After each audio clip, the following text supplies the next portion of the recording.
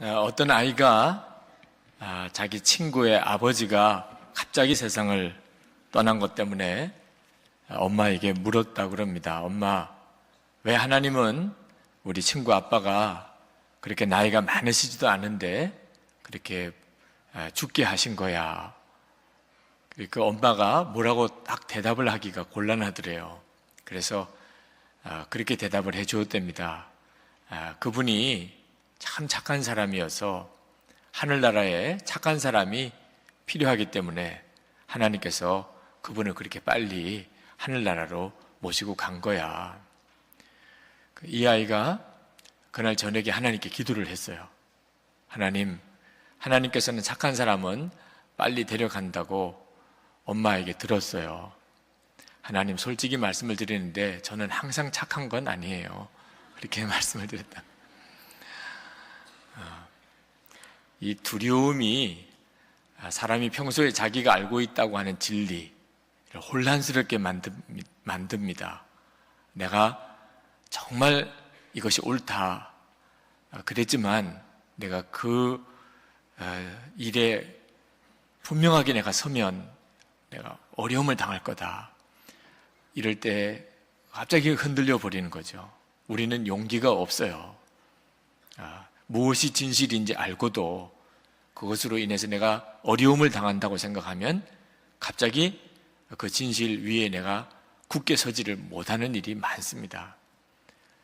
우리가 정말 믿는다고 하는 것도 고난의 테스트를 거쳐봐야 그가 진짜 믿는지 아닌지를 알 수가 있습니다. 여러분, 정말 예수를 믿고 여러분이 거듭났는지에 대한 것도 동일합니다. 고난의 테스트를 거쳐보아야 내가 복음을 정말 아는 건지, 내가 예수를 진짜 믿는 건지를 내가 확증할 수가 있는 겁니다. 베드로와 요한이 복음을 전하다가 핍박을 당하기 시작을 합니다. 사도행전 4장부터 사도들과 제자들에게 핍박이 오는 일이 이제 시작이 됩니다. 그들이 감옥에 갇히고 그리고 하루를 지나고 그리고 이제 사내들인 공회 앞에서 그들이 재판을 받습니다. 이 사내들인 공회는 정말 무서운 곳입니다. 사람을 죽이고 살리는 권위 있는 곳이에요. 유대교의 종교와 정치의 최고 권력기관입니다. 예수님도 이 사내들인 공회에서 사형 판결을 받은 겁니다. 실질적으로는 처형은 빌라도에 의해서 십자가에서 죽으셨지만 죽이기로 결정된 일은 사내들인 공회에서 된 것입니다. 그 사내들인 공회에서 예수님이 재판을 받으실 때 얼마나 베드로가 두려워했는지, 그가 예수님을 3번이나 부인했던 일이 바로 예수님이 대제사장과 공회 앞에서 재판 받으실 때죠. 그런데 이 복음이 이렇게 핍박을 받는 것에 대해서 여러분 정확한 이해를 해야 합니다. 왜 복음을 전하면 핍박을 받는 거죠? 나면서부터 걷지 못하던 자를 살려낸 놀라운 치유의 기적이 함께 일어났습니다. 그런데 왜 복음을 전하는 것에 대해서 그런 핍박이 오는 겁니까? 복음은 단순히 착하게 살아라, 죄 짓지 말고 살아라 하는 말이 아니기 때문이에요.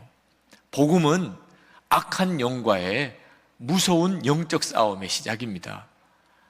하나님께서 우리를 죄와 저주에서 구원해 주시고 하나님의 자녀가 되는 권세를 주시기 위해서 우리에게 허락하신 복음입니다. 그러므로 복음을 전할 때는 우리를 사실상 주인 노릇하고 우리를 지배하고 있던 악한 영과의 싸움이 벌어지게 되는 것입니다. 그러므로 복음이 전해질 때 핍박이 함께 일어나는 거죠. 우리가 세상에 나가서 우리가 예수 그리스도의 사람인 것을 분명히 밝히고 그리고 생명의 복음을 사람들에게 전하게 될 때 아무런 어려운 일이 일어나지 않는다면 오히려 이상한 일입니다. 반드시 핍박이 일어나게 되어 있습니다. 그러므로 여러분들이 진짜 내가 예수님과 함께 죽고 예수로 사는 사람이 되려면 두려움 앞에서도 흔들리지 않는 분명한 믿음에 대하여 여러분이 준비되어야 합니다. 만약에 여러분들이 두려움에 흔들리는 사람이라면 여러분은 결코 여러분이 예수의 사람인 것과 그리고 복음을 증거하는 사람이 되지 못합니다. 베드로와 요한은 그 사내들인 공회 앞에서 그 살벌한 그 분위기에서 그들은 당당하게 오히려 예수 그리스도를 증거했습니다. 도대체 어디서 그런 힘이 생긴 것이죠? 도대체 베드로와 요한은 두렵지도 않은 사람입니까? 그 답이 19절에 나옵니다. 19절에 보면 더 이상 예수의 이름으로 말하지도 말고 가르치지도 말라고 위협하는 사내들인 공회 앞에서 베드로가 무엇이라고 담대하게 외쳤습니까? 하나님 앞에서 너희 말 듣는 것이 하나님 말씀 듣는 것보다 옳은가 판단하라. 베드로가 말한 하나님 앞에서라는 말을 주목해 보시기 바랍니다. 베드로는 지금 사내들인 공의회 앞에 있습니다. 공의회 거기 위원들이 자기를 죽일 듯 자기를 노려보고 있는 바로 그 앞에 자기가 있습니다. 그런데 베드로는 뭐라고 고백했냐면 자기는 하나님 앞에 있다는 겁니다. 성령 충만한 사람이 가지고 있는 믿음의 특징을 너무나도 분명하게 베드로가 보여주는 겁니다. 성령의 충만함은 우리에게 어느 순간에나 우리는 하나님과 함께 있다는 것에 대하여 분명한 믿음을 우리에게 줍니다. 예수 그리스도는 십자가에 죽으시고 사흘 만에 부활하셔서 40일 지난 후에 승천하신 것뿐만 아니고 지금 우리 가운데 우리 마음에 오셨다. 그 사실을 성령님은 우리에게 분명하게 가르쳐 주십니다. 이 믿음이 지금 베드로에게 충만한 거죠. 베드로가 오늘 8절에 보면 그가 성령에 충만하여 이 대답을 하였다고 증거하고 있습니다. 여러분, 하나님 앞에 서 있다고 하는 것에 대해서 분명하게 느꼈을 때 더 이상 사내들인 공회의 그 자기를 잡아먹을 듯이 노려보고 있는 그 사람들이 전혀 두렵지가 않다 그 말입니다. 세상적으로는 그렇게 두려웠었고 그것 때문에 예수를 3번씩이나 부인했었던 바로 그 자리였지만 자기가 그 자리에 섰을 때 베드로와 요한은 자기는 사실은 하나님 앞에 서 있다는 것을 분명히 알았습니다. 그러므로 그 마음의 두려움이 다 사라진 거죠. 왜? 그들보다도 하나님이 훨씬 크시다는 것을 알았기 때문입니다. 마틴 루터가 종교개혁을 할 때 그가 브롬스 의회에서 똑같이 종교재판을 받았습니다. 그때 황제가 마틴 루터에게 그 종교개혁을 위해 주장하던 모든 것을 철회하라고 요청했습니다. 사람을 죽이고 살릴 수 있는 권한이 있었던 그 살벌한 회의에 그 재판석상에서 마틴 루터는 자기는 부인할 수 없다고 그랬어요. 자기가 믿는 바를 담대하게 고백했습니다. 그리고 맨 마지막에 마틴 루터가 하늘을 향하여 쳐다보면서 말했습니다. 하나님, 제가 지금 여기에 서 있습니다. 하나님을 본 거죠. 자기는 지금 브롬스 종교재판 석상에 있는 것이 아니고 하나님 앞에 있다는 사실을 분명히 알게 되었을 때 두려운 것이 다 사라졌어요. 스데반 집사가 부활의 예수님을 증거하다가 돌에 맞아서 순교를 했습니다. 돌에 맞아 죽는 바로 그 살벌한 순간에도 스데반 집사는 하늘을 우러러 하나님의 보좌를 보고 예수님께서 그 보좌 곁에 서서 내려다 보시는 것을 보았습니다. 자기에게 돌 던지는 그 살벌한 그 사람들, 그 군중들이 전혀 두렵지가 않았습니다. 성도 여러분, 여러분은 하나님 앞에 서 보았습니까? 모세가 미디안 광야에서 가시떨기 앞에서 하나님을 만났을 때, 엘리야가 호렙산 동굴 속에서 거기서 하나님의 임재 앞에 섰을 때, 베드로가 갈릴리 바다에서 말씀에 의지해서 많은 고기를 잡고 그리고 예수님이 그리스도이신 것을 알았을 때, 이사야가 성전에서 눈이 열려서 하나님의 보좌를 보았을 때, 사도 바울이 다메섹 도상에서 빛 가운데 그에게 오시는 예수님을 만났을 때, 그들은 한결같이 거룩한 두려움에 사로잡혔습니다. 그 전에 그저 하나님이 계시겠거니 막연하게 믿을 때와는 완전히 달라졌어요. 하나님을 만나는 눈이 뜨였을 때 그들은 거룩한 경외함에 사로잡혔습니다. 그러나 뿐만 아니고 그동안에 그렇게 커 보이던 세상, 그렇게 심각하던 문제가 전부 콩알처럼 작아지는 것을 느꼈습니다.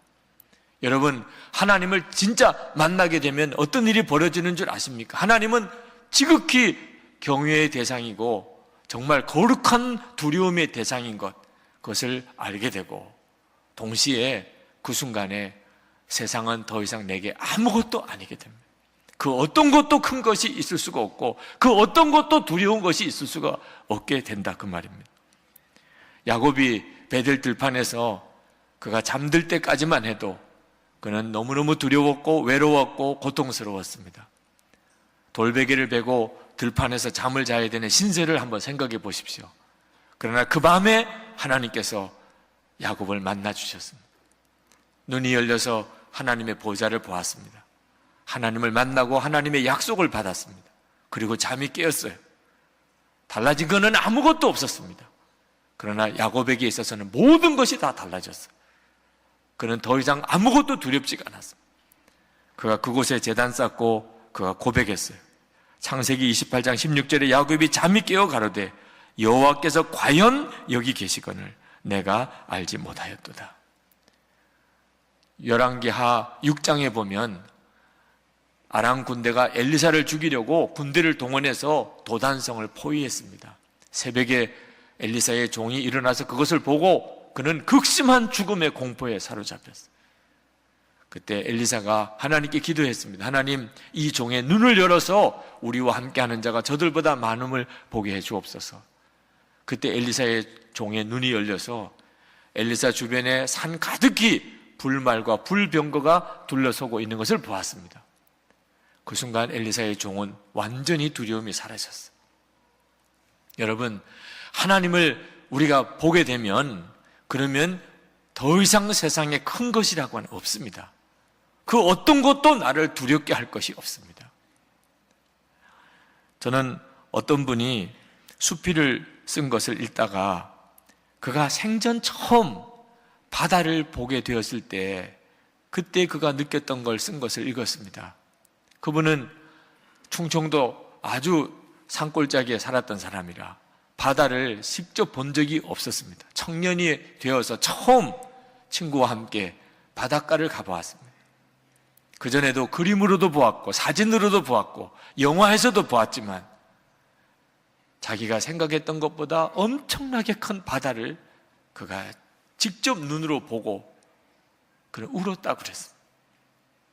저는 어릴 때부터 바다에서 살았기 때문에 그 심정을 정확히 제가 느끼지는 못하겠지만 그가 말하던 것을 이해할 수는 있을 것 같아요.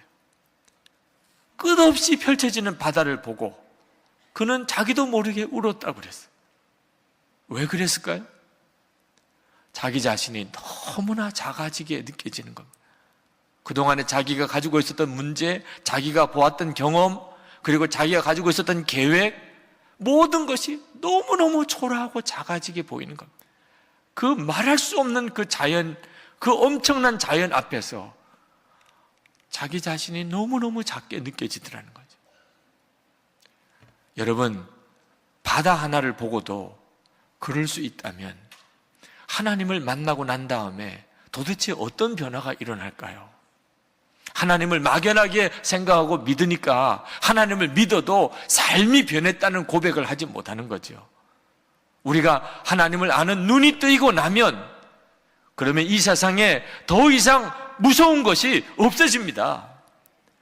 그동안에는 큰 것도 많았고 놀랄 것도 많았지만 하나님을 만나고 난 다음부터는 모든 것이 다 달라져 버리고 맙니다. 에스더가 동족 유대인들이 다 멸족하게 되는 그런 심각한 위기에 부딪혔을 때 내가 왕비가 된 것이 이때를 위함이 아니냐, 삼촌 모르드게의 말로 아하수에로 왕 앞에 담대히 나가야 될 사명을 받았습니다. 왕 앞에 나아가서 내가 사실은 유대인이고 내 동족이 이제 내일이면 다 죽게 생겼으니 우리 동족을 살려주십시오. 그 부탁을 해야 되는 겁니다. 왕이 부르지도 않았는데 왕비라도 왕 앞에 나아가면 그러면 죽임을 당하는 그런 당시의 풍습에 이건 죽으러 가는 것과 마찬가지죠. 그때 에스더가 결심합니다. 죽으면 죽으리라. 성도 여러분, 여러분은 이와 같은 사명을 맡았다고 생각하면 하실 수 있겠습니까? 죽으면 죽으리라. 여러분은 한 번이라도 그런 심정으로 살아본 적이 있습니까? 오늘 이 자리에 계신 분들 중에 나는 도무지 그렇게는 할 수 없을 거야, 그러신 분들이 꽤 많으실 겁니다. 그러나 하나님을 보지 못했기 때문이죠. 여러분이 하나님을 만나는 눈이 뜨이고 나면 저는 단언합니다. 오늘 이 자리에 계신 분 중에 어느 한 사람도 죽으면 죽으리라 하는 고백에 주저할 사람이 한 사람도 없습니다. 더 이상 그건 문제가 되질 않아요. 죽음 그것도 문제가 되지도 않아요. 하나님을 믿는다는 것은 엄청나고 놀라운 일인 것입니다. 하나님을 바라보는 자는 눈앞에 캄캄해지는 그런 순간이 온다 하더라도, 정말 살다가 보면 그런 순간이 있지 않습니까? 눈앞이 캄캄해졌다고 하는 그런 때가 오잖아요. 그러나 내가 하나님이 정말 나와 함께 계신 것을 분명하게 믿게 되면 오히려 그때일수록 길이 더 선명하게 보이는 것입니다. 어디로 가야 하는지, 어디로 가야 사는지, 어떤 길이 복된 길인지 너무나도 선명해지는 것입니다. 대제사장 사내들인 공회원들은 베드로와 요한이 그 살벌한 분위기 속에서 오히려 더 당당하게 고백하는 것을 듣고 깜짝 놀랐습니다. 13절에 보니까 그들이 베드로와 요한이 담대하게 말함을 보고 그들을 본래 학문 없는 범인으로 알았다가 이상히 여기며, 성경에는 이상히 여기며 이렇게 기록이 되어져 있지만 사실은 기가 질린 거죠. 기가. 그런 사람이 없었어요. 사내들인 공회 앞에 재판받으러 서 있는 사람 중에 말 한마디 제대로 변변하게 하는 사람이 없었어요. 공부를 많이 한 사람도, 지식이 많은 사람도 그런 사람이 없었어요. 그런데 베드로와 요한은 제대로 공부도 못한 정말 범인인데 어떻게 저렇게 당당하게 말하나 말이에요. 그들은 막강한 권력을 가지고 있는 줄 알았지만 실제로 하나님이 정말 자기와 함께 하시고 지금 하나님 앞에 있다는 것을 분명히 믿는 사람 앞에 그들이 있어 보니까 스스로가 오히려 위축감을 느끼게 되더라, 그 말입니다. 배워서 말 잘하는 사람이 있고 하나님이 나와 함께 계심을 분명히 보기 때문에 말을 잘하는 사람이 있습니다. 그 차이는 엄청나요. 배워서 말 잘하는 사람들은 두려운 순간이 오면 오히려 입이 닫혀버립니다. 그리고 말을 버벅거리게 돼요. 두려움 앞에서도 당당할 수 있는 사람은 한 사람도 없습니다. 그러나 하나님을 바라보는 눈이 뜨인 사람은 두려운 것 자체가 없어요. 그의 입을 다물 수 있는 그 어떤 것도, 그 어떤 환경도 없다, 그 말입니다. 그러므로 베드로와 요한은 오히려 더 당당하게 그들에게 예수 그리스도 외에는 구원받을 이름이 없다고 증거했던 것입니다. 여러분, 베드로는 예수님의 이름으로 말하지도 말고 가르치지도 말라고 하는 그런 사내들의 공회의 엄중한 경고 앞에서 그는 이렇게 질문했습니다. 어떤 것이 옳은가 너희들이 한번 말해보라. 하나님 앞에서 너희들의 말을 듣는 게 옳은가? 하나님이 말씀하시는 것을 듣는 게 옳은가? 너희들이 한번 판단해보라. 오늘 우리에게도 주시는 말씀이에요. 성도 여러분, 여러분들이 밤잠을 자지 못하는 그런 두려운 문제, 염려거리가 혹 있을지 모르겠습니다. 그러나 여러분 착각하지 마십시오. 문제가 크기 때문에, 너무 어렵기 때문에, 너무 두려운 일이기 때문에 그래서 밤에 잠도 오지 아니하고 수면제 먹지 않으면 잘 수도 없고 안정제 먹지 않으면 마음을 다스리지 못하는 게 아니라는 것입니다. 하나님을 바라보는 눈이 뜨이지 않았기 때문에 두려움에 사로잡혀 있는 거죠. 여러분, 가룟 유다가 제자로 부름을 받은 사람이었습니다. 그는 3년 동안 예수님을 따라다녔고 예수님의 말씀을 들었었고 예수님의 행하시는 모든 일을 다 보았습니다. 그러나 그가 십자가 고난 앞에서 무너졌어요. 그리고 예수님을 팔아버리고 말았습니다. 베드로도 마찬가지죠. 다른 제자들도 십자가 고난 앞에서 그들은 다 예수님을 버리고 도망가고 예수님을 부인하고 말았습니다. 십자가 고난 앞에서 무너지는 믿음은 믿음이 아닙니다.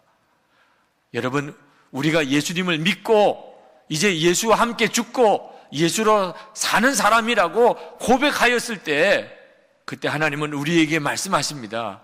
고난도 받으리라. 분명히 그렇게 하나님은 우리에게 말씀하십니다. 고난도 받을 것이라고 했습니다. 사도행전 4장에 복음 전하는 사도들에게 핍박이 오고 고난이 오게 되었는데 이것은 우리들에게도 똑같은 일입니다. 여러분, 준비되셨습니까? 어떤 고난 앞에서도 흔들리지 아니하고 끝까지 예수님만 따라갈 준비가 여러분은 분명히 되셨습니까? 두려워하지 마시기 바랍니다. 여러분,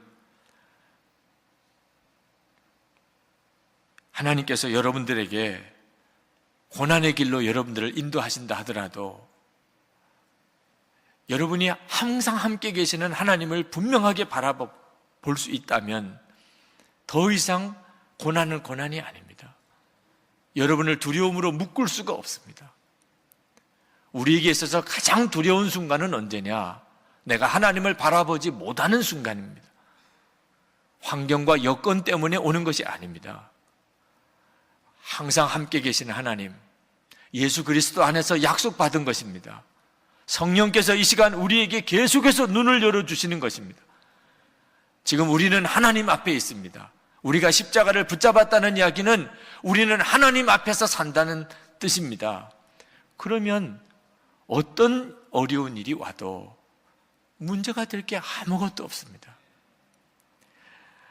예수전도단의 오대원 선교사님, 그분이 한 번은 미국에서 중학교 우리 한인 2세 아이들을 수련회, 여름 수련회를 인도하면서 그 수련회 중에 그 아이들을 데리고 뉴욕 할렘가에서 노방전도를 시킨 적이 있었습니다. 뉴욕에 여행을 가면 그 할렘가에는 다니지 말라고 하는 경고를 듣는 그런 아주 살벌한 곳입니다. 그런데 거기에 중학교 여자아이들까지 다 그냥 노방전도를 시켰으니 나중에 그 사실을 알게 된 학부모들이 대단히 반발을 했습니다. 아니, 세상에 정신이 있습니까? 그 위험한 곳에 우리 딸을 어떻게 그곳에 데리고 가서 거기서 노방전도를 시켰다는 말입니까? 그때 오대원 선교사님이 그 학부모님들에게 그런 말을 했다고 그럽니다. 여러분, 여름방학을 맞이한 그 청소년 아이들에게 어디가 제일 위험한 곳인 줄 아십니까? 안방에 앉아서 얼음 들어있는 콜라를 마시고 그리고 테레비 앞에 있는 그 자리가 가장 무서운 것입니다. 마귀가 마음대로 역사하는 자리입니다. 거기서 대부분의 아이들이 유혹을 받고 거기서 타락하고 그리고 넘어지는 것입니다. 그렇지만 하나님께 순종하면, 하나님께 순종하여 나가는 곳이라면 어디든지 하나님께서 함께 하시고 하나님이 지켜주십니다. 이번 여름 단기 선교 중에 한 아이도 어려움 당한 아이가 없었습니다. 성도 여러분, 예수님과 함께 하는 곳이 가장 안전한 곳이고 하나님을 바라보지 못한 순간이 가장 두려운 것을 알아야 합니다. 하나님이 함께 하신다. 지금도 나와 함께 계신다. 여러분, 그것을 계속 확인하셔야 됩니다. 만약에 이것이 분명하다면 그러면 모든 것에 대해서 확신을 가져도 됩니다. 어떤 사람을 만나든 어떤 일을 겪든지 여러분은 두려워할 이유가 없습니다. 베드로와 요한은 핍박을 당했습니다. 복음을 전하다가 붙들려서 감옥에 갇혀서 하루를 지냈습니다. 그리고 산헤드린 공회 앞에서 재판을 받았습니다. 그러나 베드로에게 있어서는 아무 문제가 되지 않았습니다. 나면서 걷지 못하던 자가 일어난 것도 우리 주님의 역사고, 내가 복음을 전하다가 감옥에 들어간 것도 거기에 주님의 계획이 있다고 베드로가 믿었기 때문에, 자기는 어느 순간에나 하나님 앞에 있었기 때문에 자기가 이렇게 되든 저렇게 되든 그에게 있어서는 더 이상 문제가 되지 않았습니다. 그는 오히려 산헤드린 공회에서 복음을 전할 기회를 하나님이 주셨다고 믿고 담대하게 복음을 전했습니다. 하나님이 함께 계신 것에 대해서만 분명해진다면 문제가 될 게 아무것도 없는 거죠. 사도행전 16장에 보면 사도 바울이 빌립보에서 복음을 전하다가 감옥에 갇혀서 매를 맞고 그리고 한밤중에 찬송을 하였는데 지진이 일어나서 옥문이 활짝 열리는 일이 일어났습니다. 여러분, 억울하게 감옥에 갇힌 사람에게 가장 큰 소원이 있다면 무엇이겠습니까? 감옥에서 빨리 나가는 것 아니겠습니까? 그런데 지금 자기 눈앞에 감옥 문이 활짝 열렸습니다. 그러면 여러분 같으면 어떻게 하시겠어요? 그냥 빨리 나오는 거죠. 근데 사도 바울은 그렇게 하지 않았습니다. 사도 바울은 그 감옥 안에 그냥 앉아 있었습니다. 이유는 무엇이지요? 사도 바울이 생각하기를, 내가 빌립보에 와서 귀신 들린 여자를 고쳐준 것도 하나님의 역사였다면, 내가 이렇게 억울하게 빌립보 감옥에 갇혀서 무지하게 매를 맞고 이 지하 감옥에 들어와 있는 것에도 하나님의 어떤 계획이 있었지 않았을까? 그렇다면 옥문이 활짝 열려서 내가 지금 여기서 나간다면 하나님이 나를 이 감옥에 들어오게 하실 이유가 뭐가 있었겠는가? 사도 바울은 섣불리 그는 감옥에서 나올 수가 없었어요. 사도 바울이 옳았지요. 사도 바울의 위대함이 여기에 있었습니다. 그는 모든 일을 할 때 자기에게 어떻게 하면 이익이 되느냐 하는 쪽으로 생각하지 않았고, 하나님께서 무엇을 생각하시는지를 그는 항상 물었습니다. 빌립보 감옥의 간수장이 지진이 일어나고 옥문이 열렸다는 이야기를 듣고 놀래서 감옥으로 들어왔어요. 감옥 문들이 다 열렸습니다. 간수장은 생각했습니다. 죄수들이 다 도망갔겠구나. 그럴 수밖에 없는 거죠. 감옥 문이 활짝 열렸는데 감옥 안에 있을 죄수가 누가 있겠냐 말입니다. 그 간수장은 자결하려고 그랬습니다. 어차피 책임을 지고 처벌을 받고 죽어야 될 거라면 자기 손으로 차라리 죽는 게 낫겠다고 자결하려고 했어요. 그때 사도 바울이 감옥 안에서 당신 몸에 손대지 마시오. 우리가 지금 여기 그대로 있어. 빌립보 감수장이 깜짝 놀랐습니다. 지진이 나서 옥문이 열린 것도 그랬지만 어떻게 이 옥문이 열렸는데도 도망갈 생각을 하지 않고 그 감옥 안에 그냥 앉아 있는가 말입니다. 보통 사람이 아니라는 걸 알았어요. 그래서 그날 간수장이 예수님을 구주로 영접하고 세례를 받았지 않습니까? 이것이 빌립보 교회의 시작이었잖아요. 여러분, 하나님을 진짜 믿고 항상 하나님이 나와 함께 계신 것을 내가 확신하고 살 때, 그때 우리 마음에, 우리 삶에 되어지는 모든 일에 대한 확신이 생깁니다. 이것은 내게 저주가 아니고 실패가 아니고 하나님의 놀라운 일을 위한 계획인 것입니다. 성도 여러분, 우리가 예수를 믿고 성령을 받고 나면 그러면 우리 안에 놀라운 믿음이 생깁니다. 하나님은 정말 나와 함께 계시는 것이죠. 나를 떠나지 않으신 것입니다. 하나님이 함께 하신다는 확신 안에서 모든 것을 판단해야 합니다. 이 믿음으로 보면 내가 만나는 모든 사람, 내가 겪는 모든 일에 하나님이 계획이 있다는 사실이 믿어집니다. 그때부터가 우리가 진짜 믿는 사람이 되는 거죠. 여러분에게 책 하나를 소개합니다. 아름다운 능력의 길 예수라고 하는 제목의 책입니다. 댄 바우만이라고 하는 사람이 자기가 이란에 1997년에 단기 선교를 갔습니다.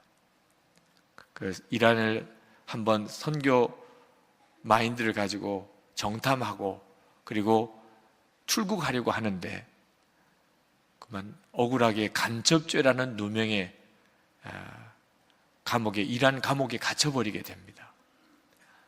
세상 없이 답답하고 억울하고 고통스러운 일이 그에게 벌어졌어요. 감옥에서 신문을 당합니다. 고문을 당합니다. 매를 맞습니다. 하나님께 기도했어요. 하나님, 내가 빨리 이 억울한 형편에서 벗어나기를 원합니다. 근데 그 간수에 의해서 매를 맞을 때, 그때 하나님께서 이 바우만에게 말씀하셨어요. 댄, 내가 이 사람들을 어떻게 생각하는지 나에게 물어보려무나. 물어보고 싶지도 않았어요. 하나님은 틀림없이 무언가 자기에게 말씀하려는 것이 있는 줄 알지만 자기는 빨리 그곳에서 나가는 것만을 원했어요. 하나님, 저 물어보고 싶지도 않습니다.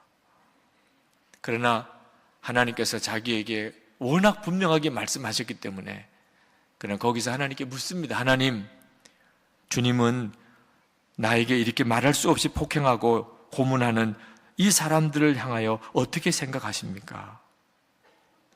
그때 그 질문이 끝나기 무섭게 그의 마음속에 자신을 신문하던 그 사람에 대한 사랑과 긍휼함이 느껴지기 시작했습니다. 설명할 수 없는 것이었어요.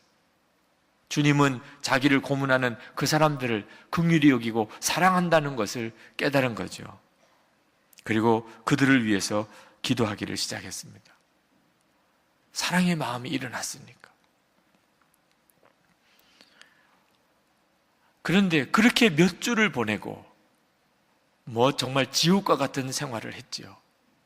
어느 날 간방에 돌아와서 정말 쓰러져 있는데 바깥에서 간수들이 이야기하는 말이 귀에 들어와요. 그들이 페르시아어로 이야기를 했지만 자기가 이란 선교를 위해서 준비하면서 페르시아어를 이미 공부를 했었기 때문에 그 간수들이 무슨 이야기를 하는지를 알아들었습니다. 그들이 하는 이야기가 그것입니다. 나는 기독교인들이 이해할 수가 없어. 이곳에 오면 이렇게 매를 맞고 죽는다는 것을 알고도 왜 자꾸 오는지 나는 이해할 수가 없어. 그리고 더 이상한 것은 우리가 자기를 죽이려고 하는데 왜 우리를 위해서 기도하는지 나는 더 이해할 수가 없어. 그때 이 바우만이 자기 간방에 도청장치가 되어 있다는 걸 알았어요. 그가 간방에서 그 자기를 고문하던 간수와 그 이란 땅을 위해서 하나님의 사랑을 품고 간절히 기도하던 그 기도가 다 그 옆방에서 다 들은 거예요. 그때 또 다른 간수가 이런 이야기를 합니다. 나는 기독교인들이 무엇을 믿고 있는지 내가 좀 알아. 내가 전에 한번 들은 적이 있어. 그러면서 그 간수가 이야기를 하는데 기독교의 복음에 대해서 그가 다 이야기하는 거예요. 예수 그리스도의 십자가의 복음에 대해서, 하나님의 사랑에 대해서 그가 다 이야기하는 거예요. 그는 그 간방에서 매를 맞은 몸으로 쓰러져 있는 채 깜짝 놀랐습니다. 며칠 동안 그런 대화를 들으면서 더 놀란 것은 그 중에 3명이 예수를 영접한 거예요. 자기들끼리 이야기하고 복음을 나누면서 나도 저 사람들과 같은 그런 하나님의 사랑을 내가 알고 싶어.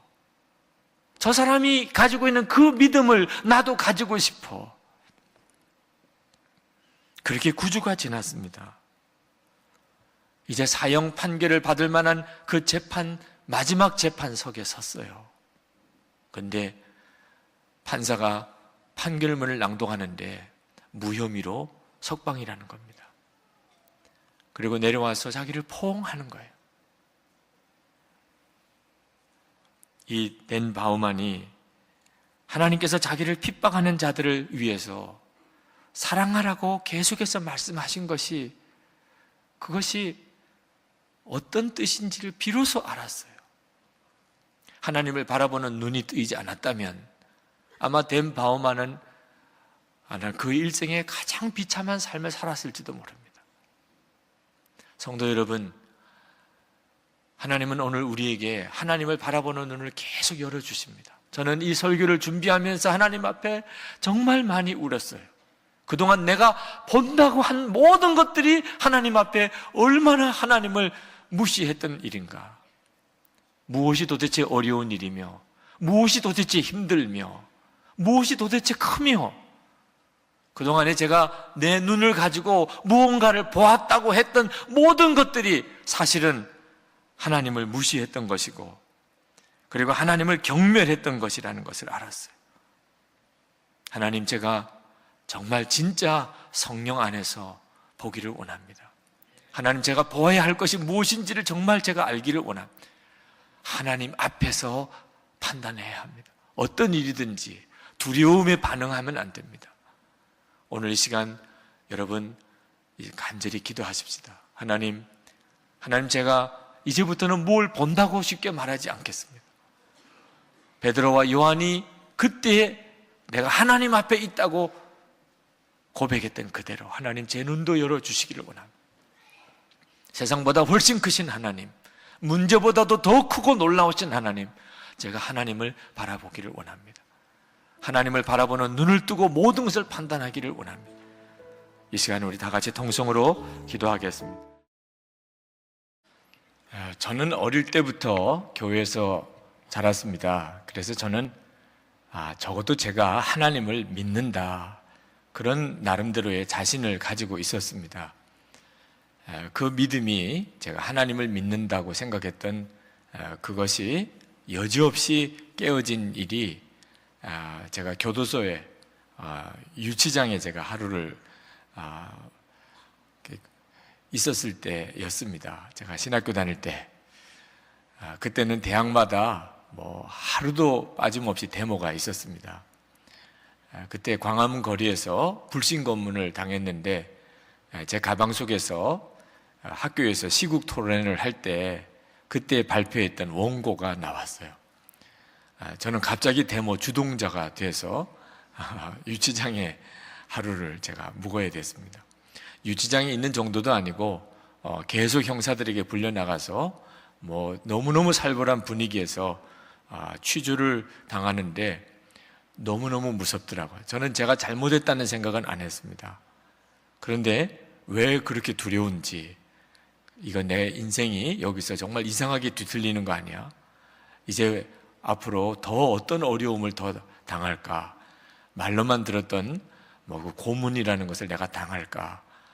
내가 정말 갑자기 이 데모 주동자가 되는구나. 별의별 생각이 다 들었었어요. 하나님을 믿는다는 믿음이 아무 힘이 되지 않았습니다. 제 마음에 평강도 없고, 그리고 지금도 생각해도 아주 부끄러울 정도로 제가 데모 주동자가 아니라는 것을 계속 제가 변명하고 있었습니다. 하나님을 믿지도 않고 있었던 다른 청년들 중에는 오직 민주주의에 대한 열망 하나 가지고 그렇게 용감하게 행동하는 그런 청년들을 보면서 도대체 내가 하나님을 믿는다고 하는 내 믿음이라는 게 뭔가, 정말 저 자신이 한없이 부끄럽고 믿는다는 것 자체에 대해서 완전히 제가 무너져 버렸습니다. 제가 그 다음부터는 어떤 사람에 대해서 믿음이 좋다 나쁘다는 말이 없어졌어요. 제가 실제로 어려운 상황에 부딪혀 보니까 제가 가지고 있던 믿음이라는 게 아무것도 아닐 수 있다는 것을 알았기 때문입니다. 여러분, 베드로와 요한은 아마 예수님을 만나지 않았다면 그는 평생 감옥이라고는 가볼 이유가 없었던 사람이었을 겁니다. 그런데 예수님의 부활을 증거하는 전도자가 된 바람에 그는 하루 동안 감옥에 갇혀서 매도 맞았습니다. 지금 유치장에 하루 들어갔다 나오는 것도 다시 상상하기 싫을 정도의 끔찍한 경험이라면, 그때 당시에 감옥에 갇혀서 매를 맞았다면 베드로와 요한의 심정이 어떠했겠습니까? 근데 우리가 오늘 본문에서 보면 놀라웠게도 그 베드로와 요한이 공회로부터 다시는 예수로 말하지 마라 하는 엄한 명령을 받고 예수로 가르치거나 앞으로 예수를 전하면 그러면 너는 죽는다, 그런 무시무시한 명령을 받고 나와서 예루살렘에 있는 교회 성도들과 같이 하나님께 기도를 한 장면입니다.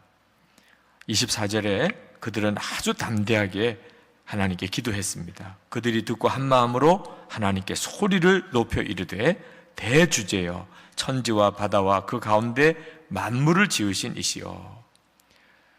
이 기도에서 조금도 애절하고 조급하고 두려워하는 분위기를 여러분 읽으실 수 있습니까? 그들은 하루 동안 감옥에 갇혀서 매를 맞고 그리고 공회로부터 예수 이름으로 말하면 죽는다는 엄한 경고를 듣고 나온 사람들입니다. 그러나 그들은 살려달라, 이런 어려움을 피하게 해달라, 어떤 도망갈 길을 열어달라, 이런 기도 안 했습니다. 그들은 여전히 살아계신 하나님, 능력과 천지를 주재하시는 하나님을 고백하고 오히려 그 하나님을 찬송했습니다. 이게 상상이 되는 일입니까? 그들이 진짜 믿음을 가진 사람이었기 때문이라. 그들이 진짜 성령 충만한 사람이라는 정말 부인할 수 없는 증거인 것입니다. 믿음은 바로 이런 것을 말하는 것입니다. 여러분, 어떤 사람이 진정한 그리스도인입니까? 교회 다니고 주일마다 이렇게 예배 드리는 것을 근거로 말할 수도 있겠습니다. 또는 예수 믿는 사람은 술도 안 하고 담배도 안 하고 방탕한 생활을 하지 않는다, 아주 높은 도덕적인 기준을 가지고 선한 일을 하는 사람, 이런 기준으로 예수 믿는 사람을 말할 수도 있겠습니다. 어떤 사람은 성령 체험을 해야 그 사람이 진짜 예수 믿는 사람이라 이렇게 주장하는 사람도 있겠습니다. 그러나 우리가 믿는다는 믿음이 진짜 믿음인가? 오늘 우리가 예배 때 신앙 고백을 했습니다만 내 신앙 고백이 진짜 신앙 고백인가 하는 것은 위기를 만나봐야, 죽을 수도 있을 것 같은 그런 두려운 일을 겪어보아야 비로소 알 수 있는 것입니다. 하나님을 진짜 믿는다, 그 말은 어떤 일도 더 이상 나를 두렵게 하지 않는다 하는 것을 말하는 것입니다. 여러분은 진짜 하나님을 믿습니까? 많은 그리스도인들이 자기는 하나님을 잘 믿는다고 자부했고 아주 정통신앙을 가지고 있다고 그렇게 여기고 살았는데 어려운 일을 만나고 위기를 겪고 보니까 마음의 평안 다 사라지고 너무너무 두렵고 정말 강물에 빠진 사람이 지푸라기라도 잡는 심정으로 허둥대는 자기를 보면서 이것이 믿음인가? 하나님을 믿는다는 내가 왜 이런가? 자기 믿음에 대한 처절한 좌절을 경험하는 이들이 있더라, 그 말입니다. 여러분, 오늘 말씀을 통해서 우리는 우리 자신이 진짜 믿음을 가지고 있는 사람인가를 돌아보아야 합니다. 속담에 어려울 때 친구가 진짜 친구라 하는 말이 있지 않습니까? 이건 신앙을 향하여 정말 해당되는 말씀입니다. 어려울 때 믿음이 그것이 진짜 믿음인 것입니다. 말할 수 없는 어려움이 닥치고 모든 길은 막히고 누구의 도움도 받을 수 없는 그와 같은 처지에 내가 있다 하더라도 여전히 내 마음은 평안하고 하나님을 향하여 내가 감사를 드릴 수 있다면 그는 믿는 사람이지요. 다 죽여 없애버리겠다는 위협을 받았을 때 사도들은 그런 믿음을 가지고 있었고 여전히 그렇게 기도했습니다. 그들의 기도에 하늘의 권능이 임했어요. 그들이 기도하고 그곳이 진동했다고 성경은 말합니다. 31절에 빌기를 다하며 모인 곳이 진동하더니 무리가 다 성령이 충만하여 담대히 하나님의 말씀을 전하니라. 우리가 예수를 믿으면 이렇게 믿어야 하는 거구나 하는 말씀을 오늘 읽은 것입니다. 제2의 성령 강림 사건이라고 말해지는 역사가 이때 나타났어요. 사도들이 다시 한번 더욱 성령이 충만해졌습니다. 자, 사도들이 도대체 어떻게 기도하였기에 그런 역사가 일어난 것인가? 그들은 환난 중에도, 말할 수 없는 핍박을 받는 중에도 그들은 하나님은 여전히 천하 만물을 주재하시는 하나님이시라. 그들은 그렇게 고백하고 찬양했습니다. 여러분, 나 죽고 예수로 사는 사람이 아니라면 이건 있을 수가 없는 일이에요. 죽임의 위협 앞에서 여전히 하나님을 찬양하고 하나님은 천지를 주재하시는 분이라고 그렇게 고백할 수 있는 믿음이 누구에게나 있는 믿음이 아닙니다. 이미 예수님과 함께 나 자신의 십자가에 완전히 처리되고 이제는 예수님으로 정말 사는 것에 대해서 분명한 성도만이 그의 처지와 형편이 어떠하든지 하나님은 천하 만물을 다스리신 하나님이시고 하나님 그 이름이 영광을 받으시옵소서, 이런 고백이 나오는 것입니다. 사도들이 믿었던 하나님은 철학자들이 믿은 하나님이 아닙니다. 어떤 막연한 개념을 가지고 하나님을 믿지 않았고 그들은 기도할 때 막연한 대상을 생각하면서 하나님께 기도하지 않았습니다. 사도들은 하나님은 지금도 정말 살아계시고 자기들과 함께 계시고 그 하나님은 천지 만물 우주를 움직이시는 하나님이시라는 것을 분명히 알았습니다. 그런 확신을 가질 수 있었던 것은 그들이 성령 충만한 상태에 있었기 때문입니다. 어떤 이들은 기독교 복음의 목적이 무엇인가 라고 말할 때 속죄의 확신을 갖는 거다, 이렇게 말하시는 분들이 있습니다. 그건 아주 틀린 말은 아닙니다. 그러나 여러분 정확히 아셔야 합니다. 기독교 복음의 목적은 단순히 속죄의 확신을 갖는 정도가 아닙니다. 그것은 한 단계에 불과한 겁니다. 궁극적으로 기독교 복음이 말하려고 하는 것은 살아계신 하나님과 친밀한 교제를 나누게 해주는 것입니다. 하나님은 막연한 하나님이 아닌 것입니다. 살아계신 하나님이고 또 나와 친밀히 교제하시는 하나님이에요. 기도 생활의 의미가 바로 그것입니다. 살아계신 하나님과 친밀히 교제하는 것이 기도인 것입니다. 그리고 그 기도를 통해서 하나님의 인도함을 정확하게 받는 것입니다. 사도들은 살아계신 하나님이 자신과 함께 계시다는 것을 분명히 알았기 때문에 무시무시한 사내들인의 그 위협 앞에서도, 헤롯 왕과 총독 빌라도의 위협 앞에서도 그들은 조금도 마음이 흔들림이 없었어요.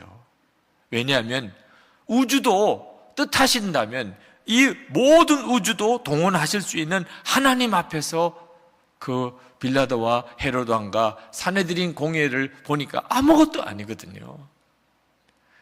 만약에 그들이 살아계신 하나님에 대한 진짜 확신이 없었다고 한다면 그들은 아마 죽음의 두려움에 사로잡혔을 겁니다.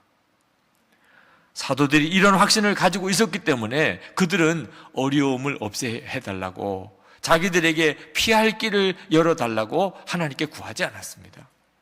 사도들의 기도를 보면 그들은 그 말할 수 없는 위협 속에서도 주 예수 그리스도의 복음이 더욱 증거되게 해주시옵소서, 예수님의 이름으로 기사와 표적이 나타나고 병든 자들이 살아나는, 고침을 받는 역사를 주님 더욱 이루어 주시옵소서, 그렇게 기도를 했습니다. 29절 30절에 보면 주여 이제도 그들의 위협함을 굽어 보시옵고 또 종들로 하여금 담대히 하나님의 말씀을 전하게 하여 주시오며 손을 내밀어 병을 낫게 하시옵고 표적과 기사가 거룩한 종 예수의 이름으로 이루어지게 하옵소서 하더라. 한마디로 말하면 감옥에 들어가도 좋습니다. 매를 맞아도 좋습니다. 죽는 일이 있다 하더라도 좋습니다. 하나님의 말씀만 더 전해지게 해주옵소서. 병든 자가 고침을 받게 하시고 예수의 이름으로 표적과 기사만 더욱 드러나게 해주옵소서. 이렇게 기도했다 그 말입니다. 놀랍지 않습니까? 여러분은 이렇게 기도해 보신 적이 있습니까? 어려움이 닥칠 때, 환난이 다가올 때 하나님, 내가 어려움을 만나도 좋습니다. 내가 감옥에 들어가도 좋습니다. 내가 매를 맞아도 좋습니다. 죽는 일이 있다 하더라도 좋습니다. 오직 이런 일을 통해서 하나님의 말씀이 더 전해지고 예수님의 이름으로 표적과 기사가 더 나타나게 되기만을 원합니다. 그렇게 기도해 본 적이 있습니까? 아무나 할 수 있는 기도가 아니잖아요. 예수님의 십자가가 분명한 성도, 예수님의 십자가를 분명히 통과한 성도만이 드릴 수 있는 기도입니다. 나는 이미 예수님과 함께 죽고 이제는 예수님으로 사는 것이 분명할 때 누구나 다 이런 기도가 나오는 것입니다. 이렇게 기도할 때 하나님이 역사하셨어요. 그 땅이 진동하는 역사가 일어났습니다. 저는 설교 준비하면서 크게 깨달은 것이 하나 있습니다. 그것은 악한 자가 물러가게 해주십시오. 환난이 내게서 떠나게 해주십시오. 그런 기도는 하나만한 기도라는 거예요. 절대로 그런 일이 일어나지 않습니다. 이 땅에 악한 자가 사라지고 환난이 우리 예수 믿는 성도에게 닥치지 않는 그런 때는 마지막 심판의 때 밖에 없습니다. 마지막 심판의 때에는 악한 자는 이제 다 사라지고 성도들에게 더 이상 환난이 없습니다. 그러나 지금은 성도들에게도 환난이 오고 악한 자는 여전히 있습니다. 왜? 아직은 구원받아야 될 자들에게 복음을 전하여 그들을 전도해야 될 때이기 때문입니다. 악한 자와 구원받을 자가 완전히 갈라지는 때는 아직도 오지 않았습니다. 그러므로 여전히 우리가 살아가는 삶 속에 환난은 있게 돼 있고 악한 자는 여전히 역사하는 겁니다. 그러므로 성도 여러분, 악한 자를 만나고 환난을 만났다고 하나님 이것이 없이 되기 원합니다. 하나님 나는 이런 환경에서 나를 구원해 주시기 바랍니다. 아무리 그렇게 기도해 보십시오. 그 기도는 응답이 없습니다. 하나님의 뜻이 그것이 아니기 때문입니다. 그러면 어떻게 기도해야 됩니까? 사도들이 기도한 것처럼 기도하면 됩니다. 하나님 이런 일이 있으리라고 주님은 말씀하셨습니다. 주여 이런 일이 있다 하더라도 오직 하나님의 말씀, 예수 그리스도의 복음이 증거될 수 있게 되기를 원하며 예수님의 이름으로 기사와 표적이 더 나타나게 되기를 원합니다. 여러분이 담대하게 그렇게 기도하게 되면 반드시 하나님의 놀라운 역사가 여러분 가운데 이루어지게 되는 것입니다. 성도 여러분, 기도는 우리의 소원을 하나님께 아뢰어서 그것을 허락받는 방법이 아닙니다. 우리가 처음 아직도 십자가가 뭔지, 복음이 뭔지, 예수 안에 죽고 예수로 사는 것이 뭔지 모를 때는 기도는 이방인들이나 저 불신자들이나 다른 종교인들하고 똑같이 그저 하나님께 내 소원 이루어 달라고 구하는 것인 줄로 여기지만 이제 예수님 안에 죽고 예수로 살게 되는 눈이 뜨이고 나면 기도는 전혀 의미가 다릅니다. 기도는 성령님께서 우리가 하나님의 역사에 참여할 수 있게 해주시려고 하나님의 뜻을 구하도록 우리를 초청하는 것입니다. 하나님이 이미 하실 일을 다 계획해 놓으시고 우리로 하여금 기도에 동참해서 그 일에 참여시키시는 거예요. 사도행전을 읽어보면 성령의 역사가 나타나고 그 다음에 기도가 뒤따라옵니다. 기도는 하나님의 역사에 뒤따라오는 거예요. 우리가 기도하기 때문에 하나님이 역사하시는 게 아닙니다.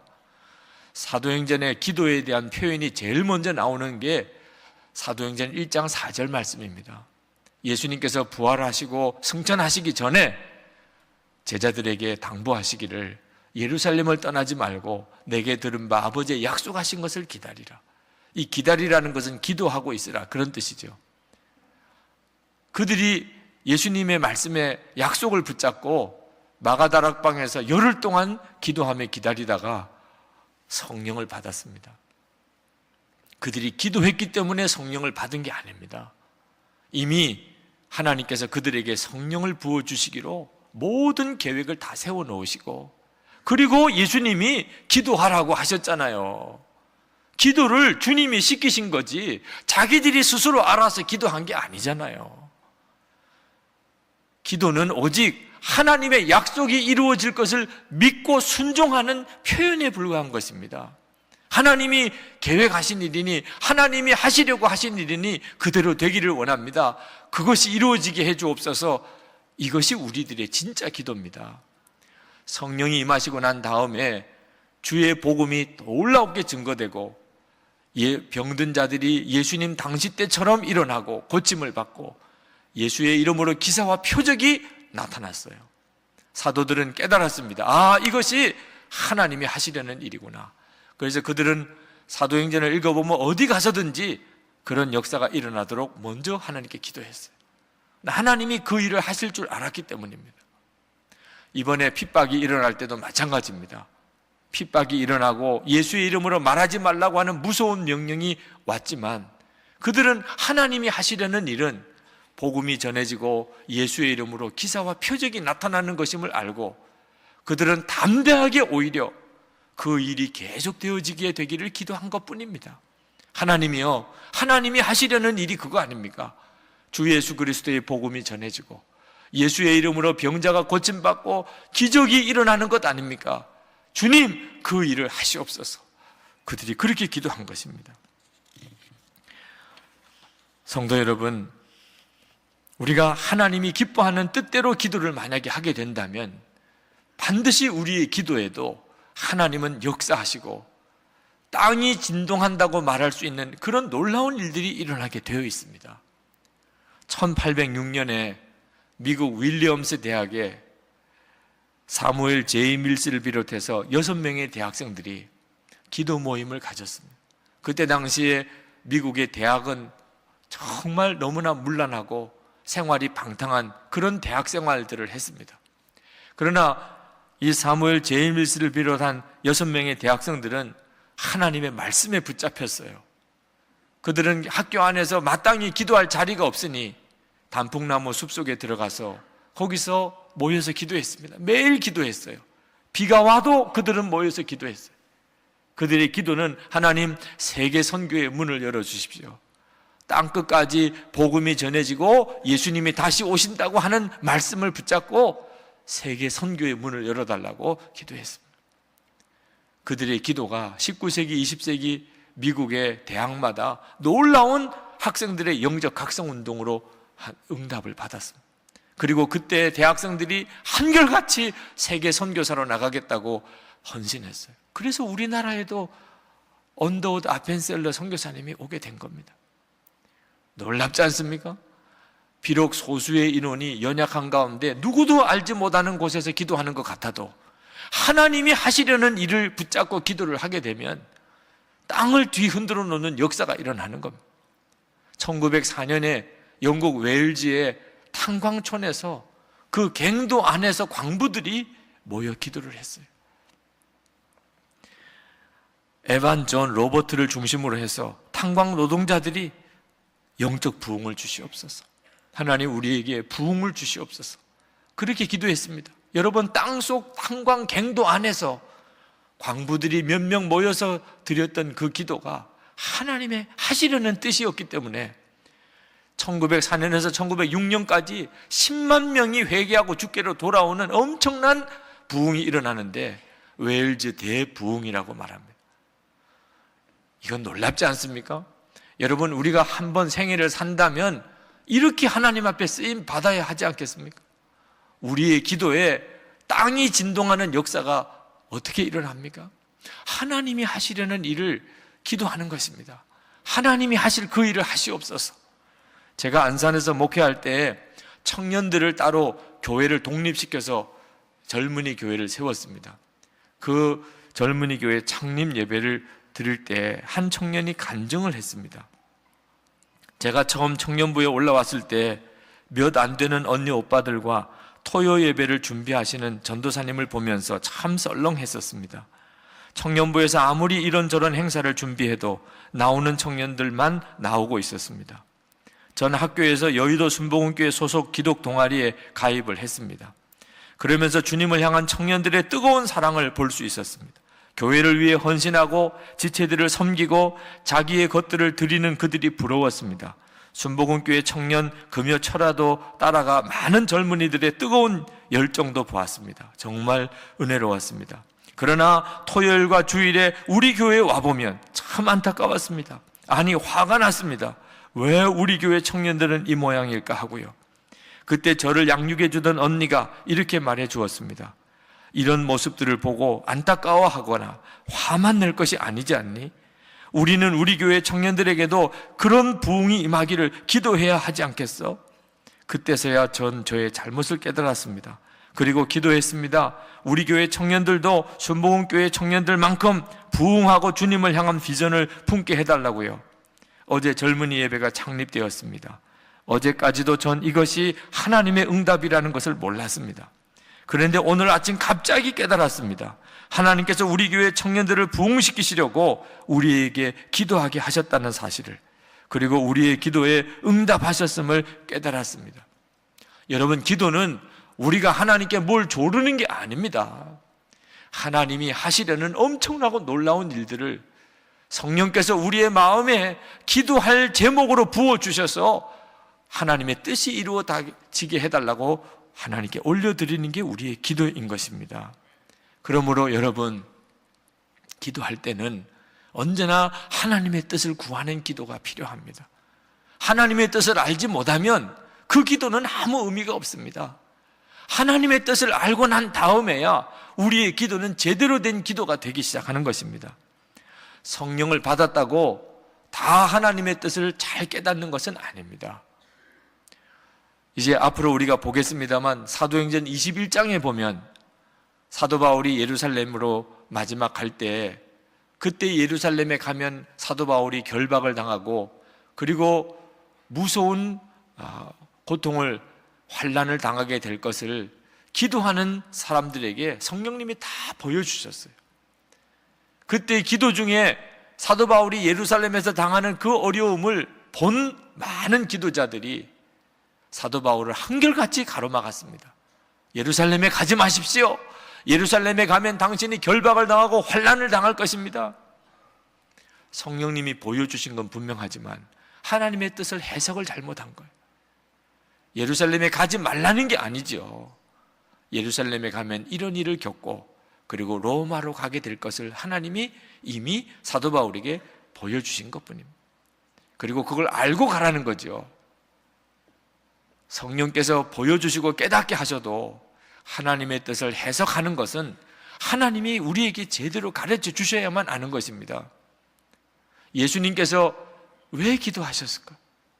예수님은 하나님의 아들이신데 무슨 기도를 또 하실 게 있겠습니까?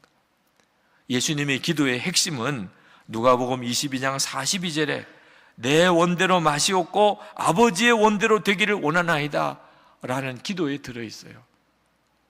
예수님은 육신을 가지셨습니다. 그러므로 예수님도 배가 고프면 드시지 못하면 배가 고프시고 잠을 주무시지 못하면 피곤하시고 또 어려운 일을 당하면 고통스러워 하셨어요. 육신을 가지셨기 때문에 예수님에게도 육신의 소욕이라는 게 있었습니다. 그러므로 예수님께서 항상 기도 중에 하나님의 당신을 향한 뜻을 항상 확인하셨어요. 예수님께서 왜 이 땅에 오셨는지를 하나님의 계획을 항상 확인하셨단 말이에요. 예수님의 기도의 핵심이 나의 원대로 마시고 아버지 원대로 하옵소서, 하나님과 하나님의 뜻을 계속 분별하는 것이 기도였어요. 우리도 마찬가지인 것입니다. 여러분, 우리가 기도 중에 하나님은 우리에게 하나님이 하시려는 뜻을 가르쳐 주십니다. 우리가 기도하면 하나님의 뜻이 뭡니까? 지금 내게 이런 어려운 일이 생겼습니다. 하나님, 제게 이런 문제가 생겼습니다. 하나님의 뜻이 무엇입니까? 우리가 그렇게 기도하면 하나님이 반드시 깨닫게 해주십니다. 25절에서 28절까지 말씀해 보면 사도들이 그 무서운 환난을 당할 때 성령께서 사도들에게 깨우쳐 주셨어요. 시편 2편의 다윗의 시를 통해서 예수 그리스도의 복음이 전해질 때에 권세자들이 다 한마음이 되어서 예수 그리스도의 복음을 전하지 못하도록 가로막게 될 것이라고 이미 다윗이 예언을 해놓으셨어요. 성령님이 그것을 깨닫게 하신 거예요. 사도들이 그것을 깨닫고 난 다음에 그렇다면 하나님 이제 제가 더 문제될 게 없습니다. 이런 일이 벌써 있으리라고 말씀하셨군요.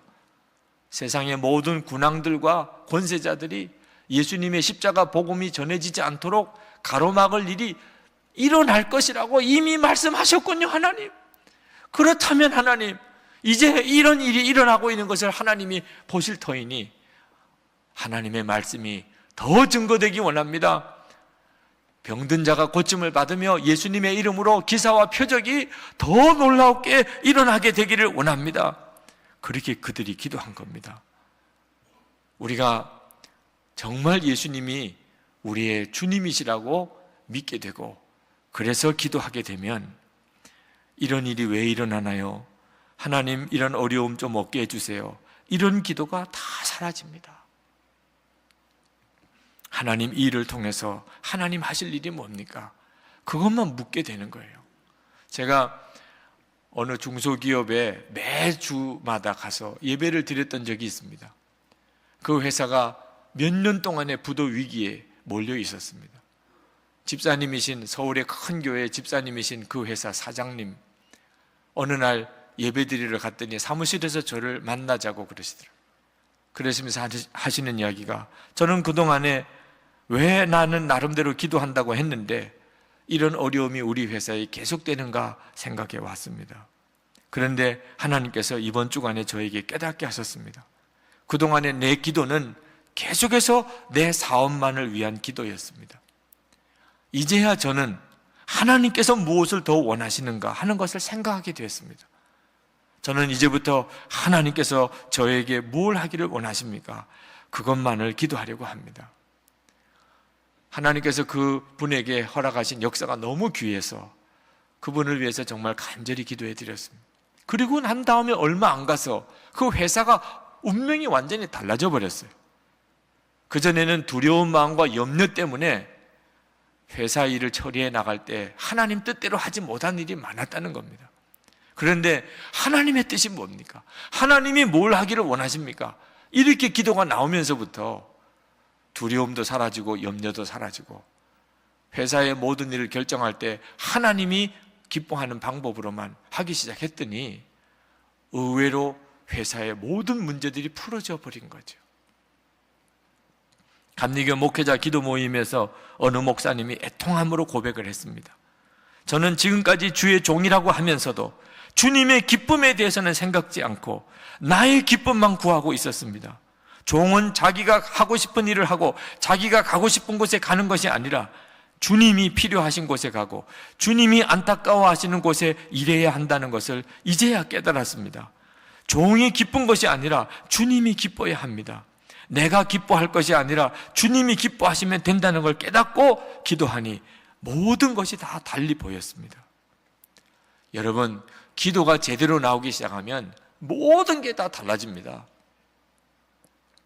오직 하나님의 뜻만 구하면 나는 어떻게 됩니까? 이건 정말 모르고 하는 이야기예요. 여러분, 내 뜻이 이루어지기를 구하지 않고 하나님의 뜻이 이루어지기를 구하는 자가 가장 놀라운 축복을 받은 사람입니다. 자아가 죽지 않은 사람은 절대로 이런 기도를 못합니다.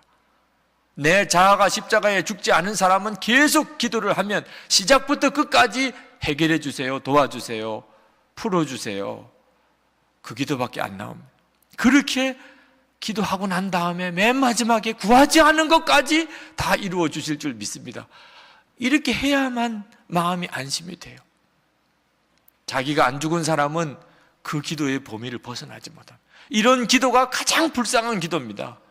믿음이 없는 기도요, 그러니 능력도 없고 응답도 없는 기도이기 때문입니다. 여러분, 우리의 소원보다 하나님의 뜻이 훨씬 놀랍다는 사실을 아셔야 합니다. 에베소서 3장 20절에 하나님을 말씀하기를 우리가 구하거나 생각하는 모든 것에 더 넘치도록 능히 하시리라고 말씀하셨어요. 하나님은 우리가 구하고 생각하는 것보다 훨씬 더 넘치게 역사하신 하나님입니다. 미국의 유명한 교회, 세들백 교회 릭 워렌 목사님, 그 목사님은 언젠가 설교 중에 그런 설교를 하신 것을 들었습니다. 나는 하나님께서 내 기도에 응답 안 해주신 것에 대해서 감사합니다. 그런 말씀을 하셨어요. 제가 학생 때 결혼하게 해달라고 하나님께 간절히 기도하던 여학생이 있었습니다. 저는 지금 그녀와 결혼하지 않은 것을 너무나 기뻐합니다. 저는 여러 번 생각했었습니다. 하나님, 지금쯤은 그것을 응답받아야 합니다. 그러나 뒤를 돌아보니 저는 그때에 그것을 응답받아서는 안 되었었습니다. 만약 제가 그것을 그때 받았더라면 저에게 말할 수 없는 손해였을 것입니다. 그러나 저는 기다렸기 때문에 그 응답이 너무나 크고 좋았습니다. 여러분, 내 뜻이 이루어달라고 기도하는 기도는 불쌍한 기도요. 그리고 절대로 응답받을 수 없는 기도요. 아무런 권능이 나타나지 않습니다. 솔로몬이 하나님 앞에 기도하다가 무엇을 내가 너에게 해줄까? 그런 질문을 받았을 때 솔로몬은 하나님께 자기를 위해서 아무것도 구하지 않았기 때문에 그는 엄청난 복을 받은 사람이에요. 열왕기상 3장 10절부터 13절까지 말씀을 보면 거기에 하나님이 솔로몬의 기도에 대해서 이렇게 말합니다. 내가 자기를 위하여 구하지 아니하며 부도 구하지 아니하며 자기 원수 생명 멸하기도 구하지 아니하고. 너는 구하지 않는구나. 이것도 구하지 않고 저것도 구하지 않고. 그렇기 때문에 내가 너의 구하지 아니한 부와 영광도 내게 주노니 내 평생에 열왕 중에 너와 같은 자가 없을 것이라. 세상에 여러분, 이런 말씀이 성경에 있다 그 말입니다. 자기를 위해서 부도 구하지 않고 원수의 생명도 구하지 않고 그리고 자기를 위해서 어떤 것도 구하지 않고 오직 그저 사명 하나 위해서 기도했던 것 때문에 솔로몬은 인류 역사상 그 어떤 누구도 누리지 못했던 부귀영화를 다 누렸어요. 우리가 하나님의 뜻이 이루어지이다 라고 기도하지 않는다 해도 하나님은 당신의 뜻을 이루시겠지요. 다른 사람의 기도를 쓰셔서 이루실 겁니다. 우리는 구경꾼밖에 안 되겠죠. 이게 제일 불쌍한 겁니다. 하나님의 역사가 나타날 때 구경꾼밖에 안 된다는 것. 우리가 하나님의 뜻이 이루어지기를 원하는 기도를 하나님께 올려드리면 우리는 하나님의 역사의 중심에 서게 되는 것입니다. 캐나다 토론토에 가면 The People's Church라고 하는 세계에서 한때 제일 큰 교회가 있습니다. 오스왈드 스미스 목사님, 그 목사님이 담임하셨던 교회. 이 오스왈드 스미스 목사님의 30세 생일이 되던 때 그가 성령의 감동으로 하나님께 기도합니다. 하나님의 마음에 합한 목사가 되기를 원합니다. 다른 어떤 것도 구하지 않고 오직 하나님의 마음에 합한 목사가 되기를 원합니다. 그리고 그는 평생 그 기도만 했습니다. 하나님의 마음에 합한 목사가 되기 원합니다. 아무것도 구하지 않았어요. 그런데 오스왈드 스미스 목사님의 목회가 끝나고 보니까 그는 세계에서 가장 유명한 목사였고 그리고 그가 섬겼던 교회는 세계 최대의 교회였습니다. 제가 처음 나를 위한 기도를 버리고 하나님의 뜻만을 구하는 기도를 드렸던 때가 제가 장애인이 될 뻔했던 그런 심각한 상황에서 군인병원 수술 대기실에서 하나님께 드렸던 기도입니다. 저는 그날 저 자신의 죄인됨과 예수님의 구주되심을 알았어요. 제가 거듭난 날입니다. 그리고 제 마음에 기도가 바뀌었어요. 여러분, 역사가 일어나려면 기도가 바뀌어야 돼요. 기도가 바뀌었어요. 하나님, 수술이 잘 되어서 내가 다리를 절지 않게 해달라는 기도를 버렸습니다. 하나님, 내 오른쪽 다리 하나님께 바치겠다고 그랬어요. 두 다리 멀쩡한 것보다 훨씬 더 좋은 것을 보았기 때문에, 진짜 소원을 붙잡을 수 있었기 때문이에요. 그것은 하나님 앞에 섰을 때 하나님 한마디만 듣고 싶습니다. 수고했다 내 종아. 하나님 그 말씀 한마디만 들을 수 있으면 하나님, 저 다른 소원 없습니다. 엄청나게 울었어요. 슬퍼서 운 게 아니었습니다. 제게 너무나 놀라운 것을 발견하게 해주신 하나님께 감사해서 울었어요. 그리고 그 기도가 나의 축복이 되었습니다. 성도 여러분, 지금 우리에게 어떤 기도가 필요합니까? 오직 주님의 뜻이 이루어지기 원합니다. 그것밖에 없어요. 그 속에 다 있어요. 놀라운 기적이 있어요. 환난과 어려움이 우리 눈앞에 와도 우리의 기도는 오직 하나입니다. 이 일을 통하여 주님의 뜻이 무엇입니까? 주의 복음이 증거되고 예수의 이름으로 표적이 나타나기 원합니다.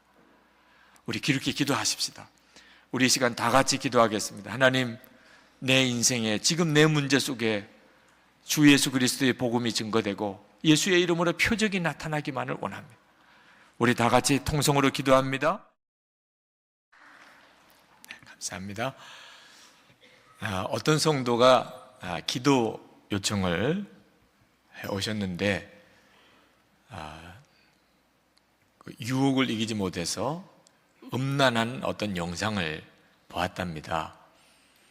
근데 그때부터 그 영상에서 보았던 너무나 자극적이고 그리고 음란한 그 영상이 마음에서 계속 지워지지 않는다는 거예요. 아내와 밥을 이렇게 먹을 때도, 또 직장에서 일을 할 때도, 또 심지어는 예배 드릴 때도 본인이 눈물을 흘리면서 정말 해결받고 싶다는 겁니다. 여러분, 정말 마귀의 역사가 참 간교하고 또 교묘하게 우리 마음을 사로잡습니다. 가장 두려운 것이 악한 영에게 내 마음을 뺏겨버린 거죠. 계속해서 영적으로 시달리는 것이 실제로 겪어보지 않은 분들은 아마 그 고통을 이해하기 어려울 정도입니다. 굉장히 충격적인 일들이 우리 삶 속에 많습니다. 또 더럽고 음란한 매체들도 우리 주변에 너무너무 많습니다.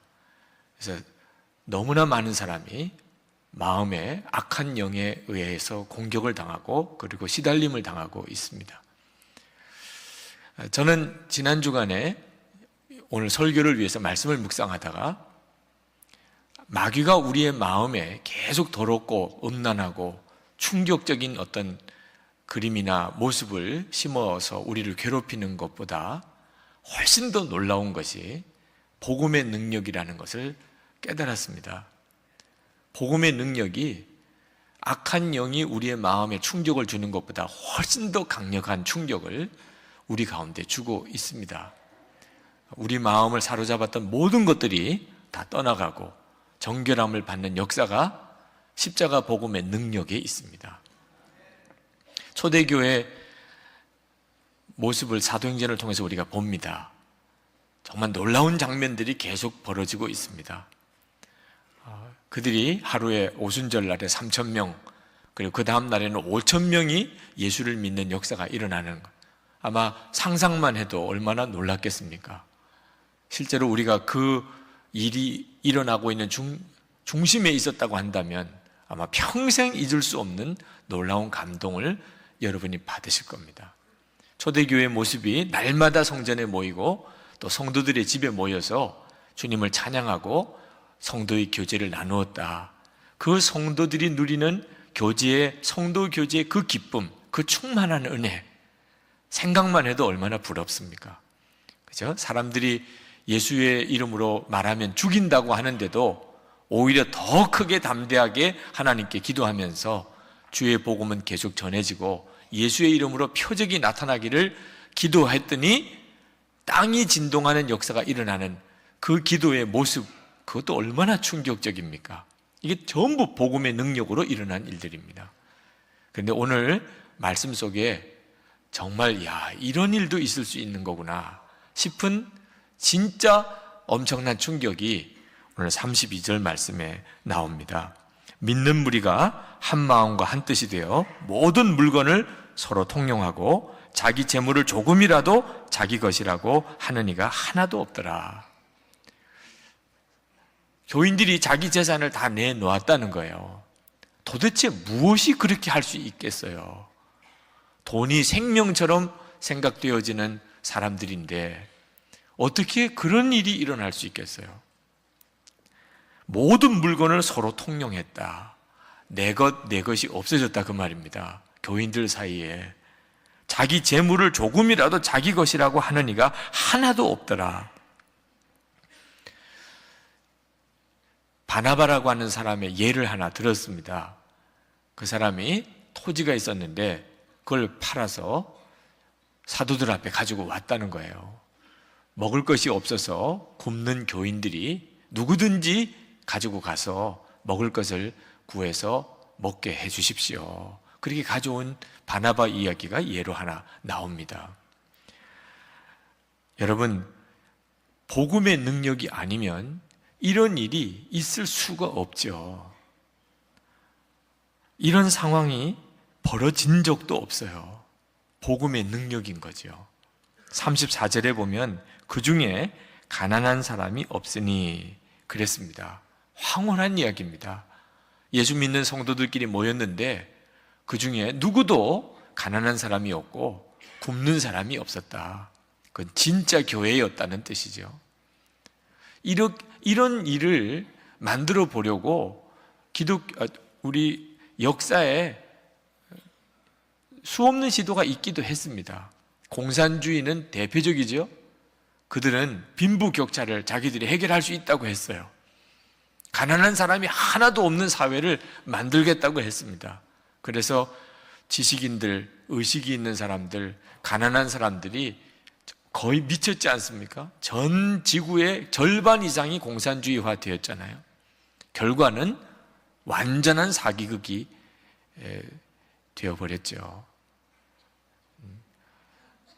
폭력으로 가진 자 것을 뺏어다가 전쟁을 통해서 가난한 사람에게 다 나눠주겠다고 했던 그 시도가 얼마나 허구였는지.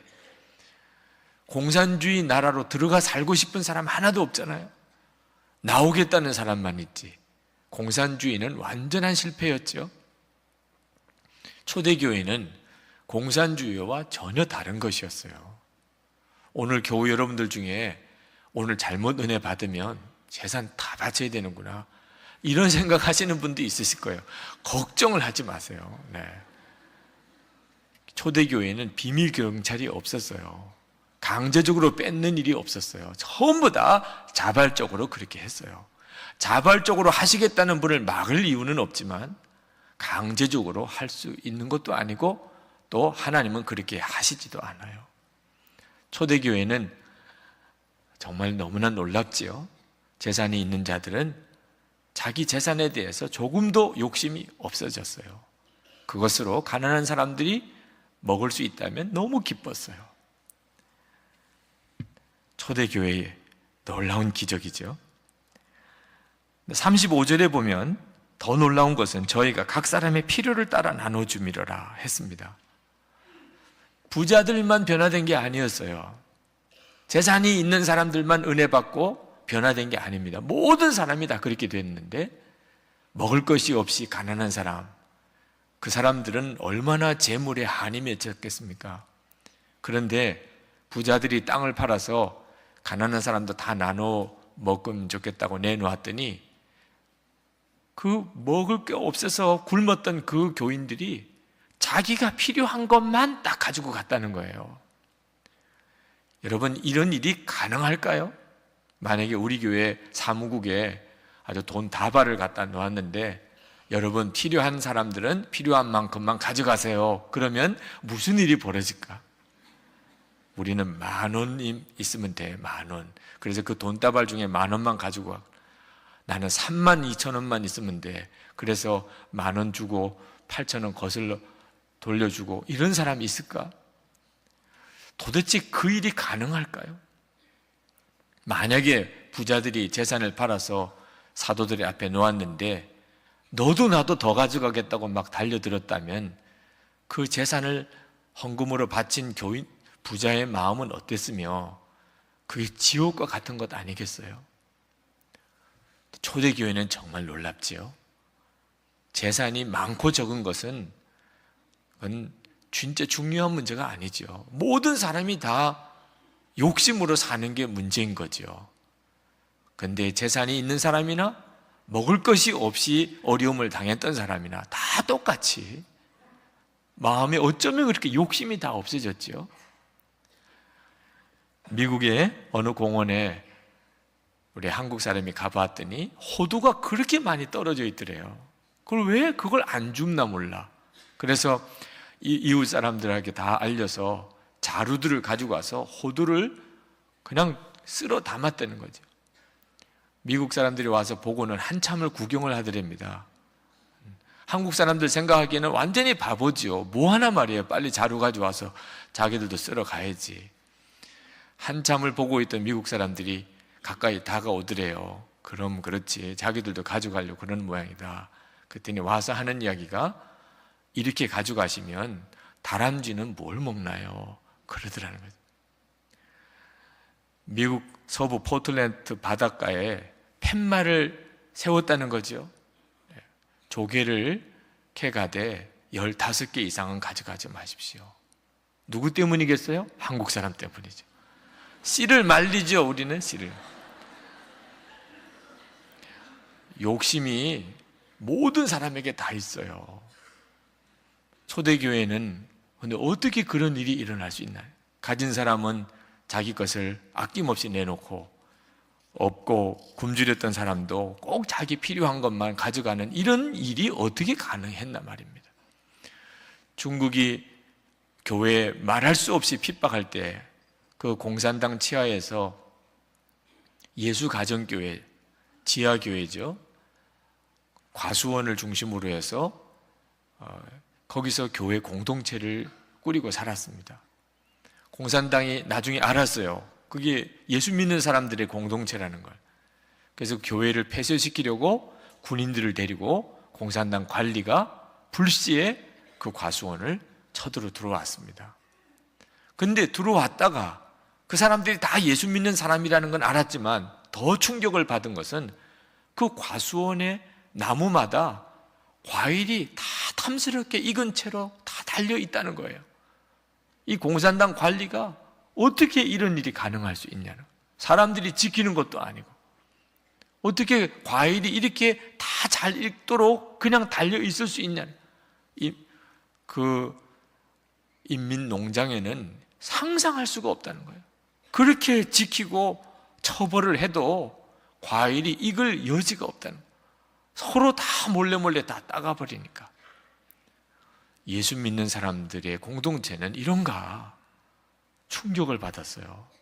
그래서 그가 예수 그리스도를 영접하게 된 계기가 된 사례가 보고가 되고 있어요. 33절에 보면 사도들이 큰 권능으로 주 예수의 부활을 증언하니 무리가 큰 은혜를 받았다고 그랬습니다. 사도들이 정말 권능 있게 복음을 전할 만하지요. 왜? 삶이 뒷받침되니까. 십자가 복음으로 사는 그 기적과 같은 삶, 사람이 돈에 대한 욕심이 없어졌어요. 그러면 정말 그건 진짜 복음이죠. 야, 이 초대교회의 공동체는 진짜 성령 충만한 게 맞구나. 그들이 정말 서로 사랑한다는 말이 진짜구나. 재산을 내놓고 서로 자기 필요한 대로만 가져가는 거 보니까, 그래서 가난한 사람이 하나도 없어졌어요. 야, 은혜 받았다는 말이 사실이구나. 성령 충만한 게 이게 진짜였구나. 그러니 복음을 전하는 일이 얼마나 담대했겠어요. 말을 잘했기 때문에 복음이 능력이 있었겠습니까? 무리들이 큰 은혜를 받았다고 그랬습니다. 은혜 받을 만하지요. 설교를 기가 막히게 잘해서 은혜 받은 거예요. 삶이 뒷받침되는 메시지니까 은혜가 된 거죠. 요즘에 전도가 어렵다 힘들다 하지만 사람들의 마음이 강팍해서 그런 게 아니잖아요. 사람의 마음이 강팍한 건 역사 이래로 언제나 그랬잖아요. 십자가의 복음으로 사는 삶이 뒷받침이 안 되고 복음만 전하려니까 어려운 거죠. 초대교회의 복음의 역사는 그렇게 증거된 겁니다. 사람들은 역사 이래로 내내 평화를 원했고 사랑의 공동체를 갈망했어요. 우리도 다 그렇지 않습니까? 그런데 과거에도 실패고 현재도 실패고 앞으로도 이루어지리라고 믿어지지 않잖아요. 왜 그렇게 평화를 원하고 그렇게 사랑의 공동체를 갈망하는데도 이루어지지 않습니까? 초대교회를 보면 그래서 우리가 충격을 받는 거예요. 그렇게 온 인류가 갈망했던 평화와 사랑의 공동체가 어떻게 이렇게 성경 속에 이루어진 모습으로 나타나나 말입니다. 어떻게 이게 가능하고 왜 우리는 그렇게 노력하는데도 안 되나 말이에요.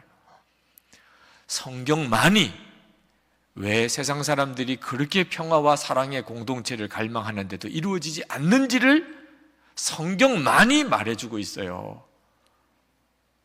이유는 하나님과의 관계가 끊어져 있기 때문이에요. 하나님과 관계가 끊어진 상태에서는 아무리 평화를 우리가 원하고 사랑의 공동체를 만들어 보려고 해도 불가능한 거예요. 사사기 48장 22절에 보면 여호와께서 말씀하시되 악인에게는 평강이 없다 하셨느니라. 여기서 악인은 하나님과 관계가 끊어진 사람을 말합니다. 하나님과 관계가 끊어진 사람에게는 평화가 없어요. 평강이. 인간이 죄의 상태에 있고 하나님께 반역하고 있다는 사실에서부터 모든 인간관계의 불화와 빈부의 격차와 그리고 전쟁의 상태가 벌어지고 있는 겁니다. 그런데 믿지 않는 사람들은 그 점에 대해서 전혀 깨닫지를 못해요. 평화를 그렇게 원하고 사랑의 공동체를 만들어 보려고 하는 사람들의 수준이 얼마나 낮은지 몰라요. 그들은 만나서 대화하면 해결되는 줄 알아요. 만나서 대화해보면, 그러면 서로 입장을 이야기하고, 그러면 서로 타협점을 찾게 되고, 그러면 서로 평화할 수 있지 않겠나. 그래 본 적이 있습니까? 타임머신이라는 소설을 쓴 작가 웰즈는 교육으로 전쟁을 없앨 수 있다고 정말 믿었던 사람입니다. 그는 그렇게 말했어요. 미개인들이기 때문에 싸운다는 거예요. 몰라서, 배우지를 못해서. 제대로 공부를 한 사람이면 어떤 심각한 상황이 와도 이성적으로 판단해 보면 다 어떤 게 필요하고 어떤 게 잘 되는 거고 다 알게 되니까 싸울 이유가 없어진다. 어쩌면 그렇게 수준이 낮을까 말이야, 생각하는 것이. 왜? 성경에서 지혜를 얻지 못하니까 그런 거예요. 평화주의자들이 그렇게 평화를 호소하고 캠페인을 벌리면서도 그래서는 안 된다는 걸 몰라요. 어떤 분들은 전 세계 모든 국가가 무기를 다 버리면 그러면 더 이상 싸움이 없을 거라고 어떻게 그렇게 말할 수 있는지 몰라요. 그런 일이 일어날 수도 없겠지만 여러분의 집안의 싸움은 무기 때문에 싸우는 겁니까? 직장에는 총칼이 있어서 그거 가지고 싸우는 거예요? 우리 집에 무기 하나도 없는데도 지옥과 같은 싸움이 왜 생기지요? 무기 문제가 아니에요. 잘 몰라서 서로 욕심을 부리고 싸우고 그렇지 않아요. 그건 지식과 관련된 문제가 아닙니다. 우리의 마음의 중심과 관련이 있어요. 야고보서 4장 1절에 말합니다. 너희 중에 다툼이 어디로부터 나느냐? 너희 지체 중에서 싸우는 정욕으로부터 나는 것이 아니냐? 전쟁은 우리 마음 속에 그 뿌리를 가지고 있어요. 지식이 아닙니다. 여러분, 평화 그리고 사랑의 공동체를 이루는 일은 그것을 목적으로 삼으면 절대로 이루어지지 않습니다. 그래서 얻어지는 게 아니에요. 평화나 사랑의 공동체는 전적으로 부산물이에요. 내가 그 어떤 것을 추구할 때 오는 부산물이에요. 그 어떤 것이 뭐지요? 하나님과의 바른 관계입니다. 그것이 성경이 말해주고 있는 거예요. 하나님과의 바른 관계를 내가 얻으면 그때 사람들하고의 평화가 이루어지고 정말 소유도 더 이상 생각하지 않는 사랑의 공동체가 이루어져요. 초대교회가 평화 공동체를 만들려고 무슨 캠페인을 벌였습니까? 초대교회가 올해는 우리가 서로 가난한 사람을 다 없이 하도록 진짜 사랑합시다. 그게 올해의 주제입니다. 표어입니다. 그랬나요? 전혀 그러지 않았죠. 초대교회 성도들이 그들이 하나 분명히 누렸던 것은 십자가 복음입니다. 예수 그리스도께서 내 옛사람과 함께 십자가에 죽으시고 이제는 나는 예수님의 생명으로 예수님이 내 주님 되시는 삶을 사는 그 십자가 복음을 그들이 분명히 믿은 거예요. 그리고 그들이 성령을 받았습니다. 하나님과 관계가 완전히 새로워졌어요. 그리고 평화의 공동체, 사랑의 공동체가 이루어졌지 않습니까? 평화와 사랑의 공동체는 내가 십자가 복음 안에 분명히 서 있고 하나님과 관계가 분명해지면 부산물로 다 따라오는 거예요. 여러분이 여러분의 가정을 이제는 더 이상 싸우지 맙시다. 이제 진짜 사랑의 공동체로 우리 가정을 만들어 봅시다. 해보세요. 되나? 그렇게 하자면 하자할수록 더 문제가 생겨요. 여러분이 가지고 있는 어떤 모임이 있다면 그 모임에서 우리가 평화의 공동체, 사랑의 공동체가 한번 이루어지도록 해봅시다. 토론도 해보고 세미나도 해보고 포럼도 가져보고 해보세요. 그게 이루어지나? 그래서 절대 이루어지는 게 아니에요. 하나님과의 관계가 바로 되어지면 그러면 놀라웠게 이루어지는 거예요. 놀라웠게 사랑의 공동체가 만들어지는 거예요. 그러므로 십자가를 분명히 아셔야 합니다. 예수님의 십자가는 우리가 지은 죄를 다 씻어주는 것만 위에서 있는 게 아니에요. 이 속죄의 은혜는 말할 수 없이 중요해요. 그러나 하나님의 계획은 우리가 지은 죄를 다 용서하는 것으로만 끝나는 게 아니에요. 만약에 그랬다면 독생자가 굳이 십자가에 죽으실 이유가 없었을지도 몰라요. 다 용서한다. 그러면 되는 거잖아요. 그래서는 안 되는 또 하나가 있어요. 그게 뭐지요? 거듭나는 거예요. 우리가 거듭나는 거. 옛사람이 죽고 예수님의 생명으로 사는 역사는 그건 예수님이 우리와 같은 인간의 몸이 되셔서 실제로 십자가에 죽으시고 다시 부활하시는 역사가 없이는 이루어질 수가 없는 것이에요. 예수님의 십자가의 목적은 우리가 새 본성, 새 마음을 가지고 살게 해주시려는 거예요. 그러려면 우리의 옛사람이 예수님과 함께 죽어지는 것이 반드시 필요해요. 그것이 예수 믿는 것이에요. 하나님은 우리에게 필요한 것이 새로운 마음, 새로운 본성인 것을 너무나 잘 아시기 때문에 당신의 독생자를 이 땅에 사람의 몸으로 보내시고 그리고 십자가에 죽게 하신 거예요. 누구든지 그것을 믿으면 예수님과 하나가 된다고 그러셨어요. 초대교회의 역사는 그들이 완전히 새로 거듭났기 때문에 일어난 일이에요. 고린도후서 5장 17절에 그런즉 누구든지 그리스도 안에 있으면 새로운 피조물이라. 이전 것은 지나갔으니 보라 새 것이 되었도다. 그 역사로 이루어진 거예요. 그들도 처음부터 한 마음이 되지 않았죠. 전에는 서로 다투고 시기했습니다. 나라도 각기 다르고 천성도 다르고 다른 인간들하고 다를 바가 없이 다 뿔뿔이였어요. 그런데 그들이 하나가 됐어요. 어느 정도로? 소유 개념이 없어졌을 정도니까. 내 거다, 내 거다 이것이 없어졌을 정도니. 그러니 이게 얼마나 놀라운 기적이 일어난 겁니까? 이런 기적은 그들 안에 예수님과 함께 죽고 예수로 사는 역사가 일어났기 때문인 거예요. 그들이 완전히 새 사람이 되었기 때문입니다. 십자가 복음이 이렇게 놀라운 겁니다. 여러분, 예수님을 정말 구주로 영접하고 여러분의 주님이 되시고 나면 우리가 비로소 돈에 대해서, 재물에 대해서 제정신이 돌아와요. 그 말은 예수님을 진짜 믿기 전에는 제정신이 아니라 그 말이죠. 제정신이 아닐 때는 돈은 끊임없이 가지려고 하는 거예요. 소유가 축복인 줄로 생각해요.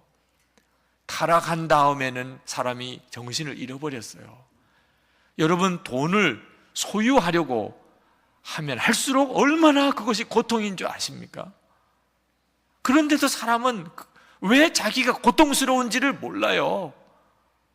영이 살아 진짜 축복에 눈이 열리지 않았기 때문이죠. 그런데 예수님을 내가 정말 십자가에서 주님을 영접하고 나면 고린도 후서 5장 15절 말씀처럼 그가 모든 사람을 대신하여 죽으심은 살아있는 자들로 하여금 다시는 그들 자신을 위하여 살지 않고 오직 그들을 대신하여 죽었다가 다시 살아나신 이를 위하여 살게 하려 하십니다.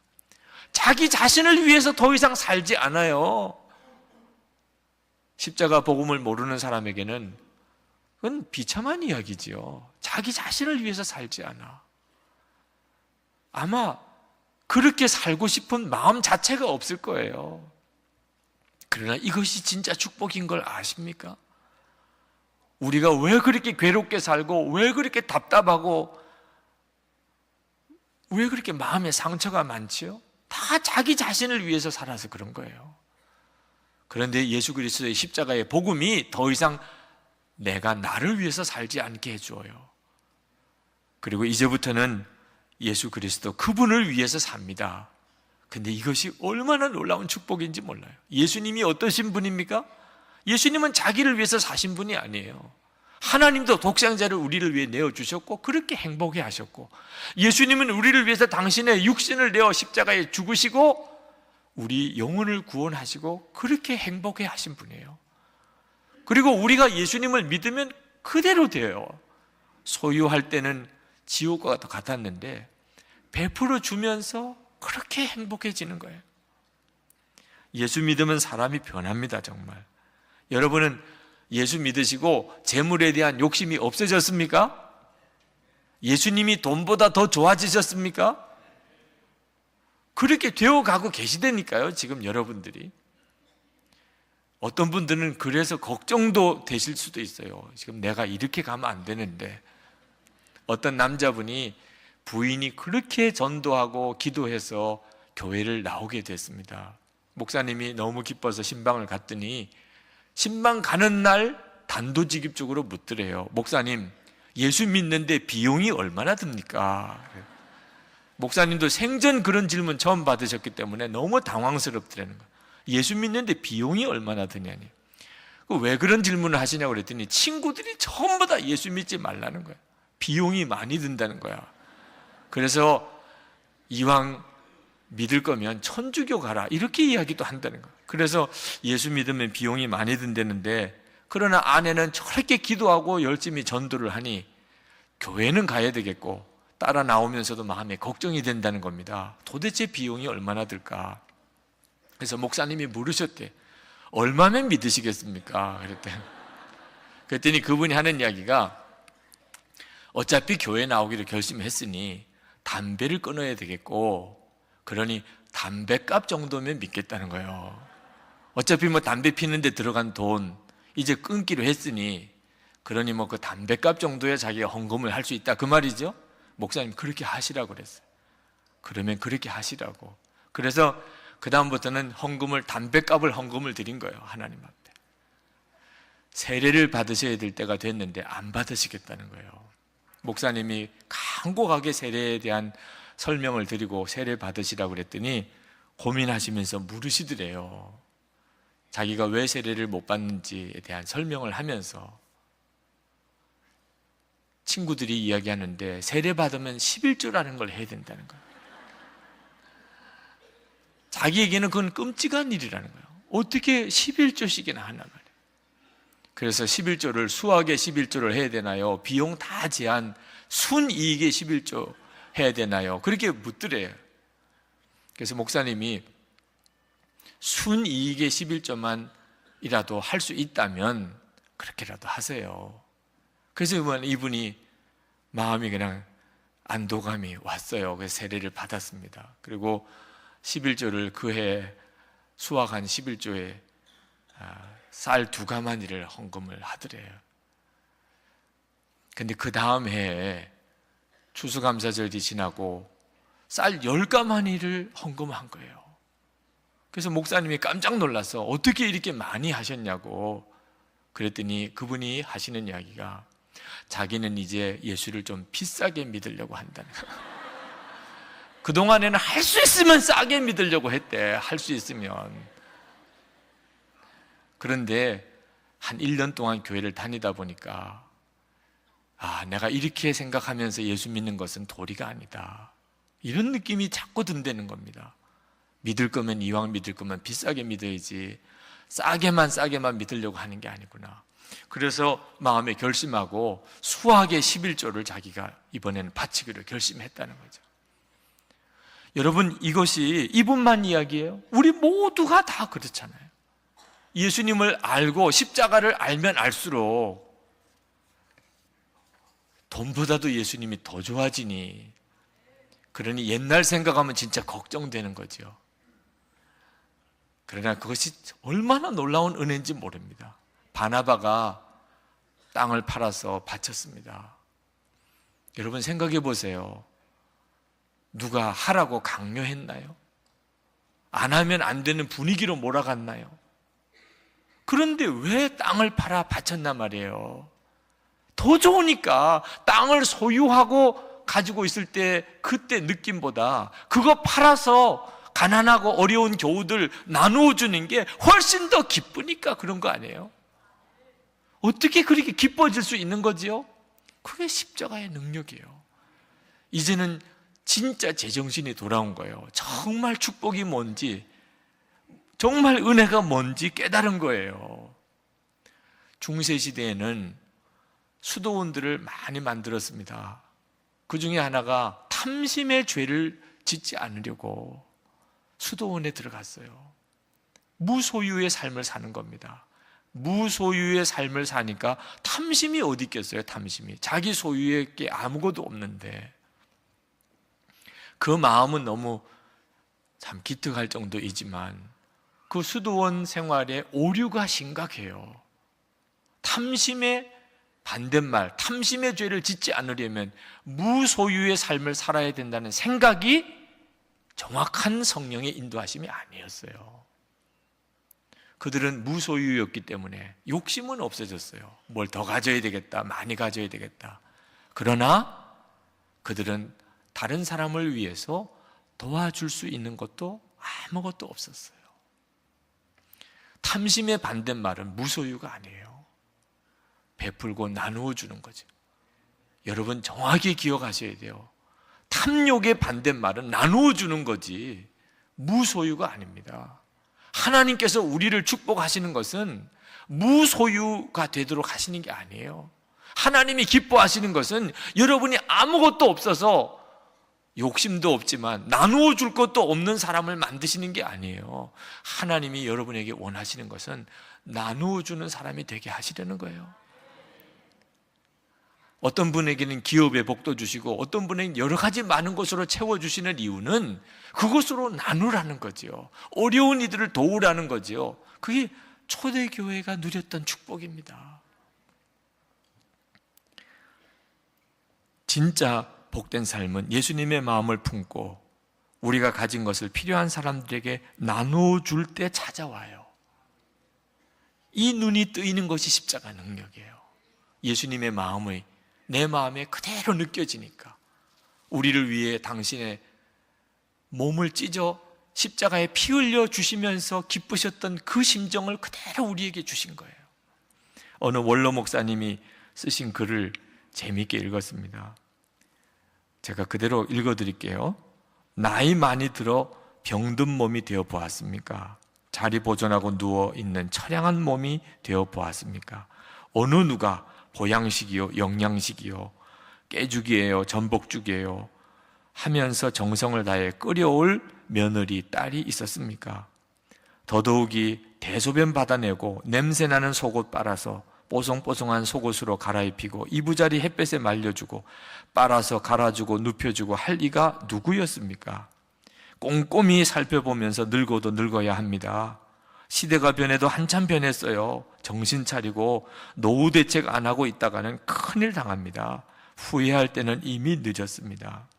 그러나 자식들이나 며느리는 그 일을 못해도 멋들어지게 당신의 비위를 맞춰줄 놈이 있습니다.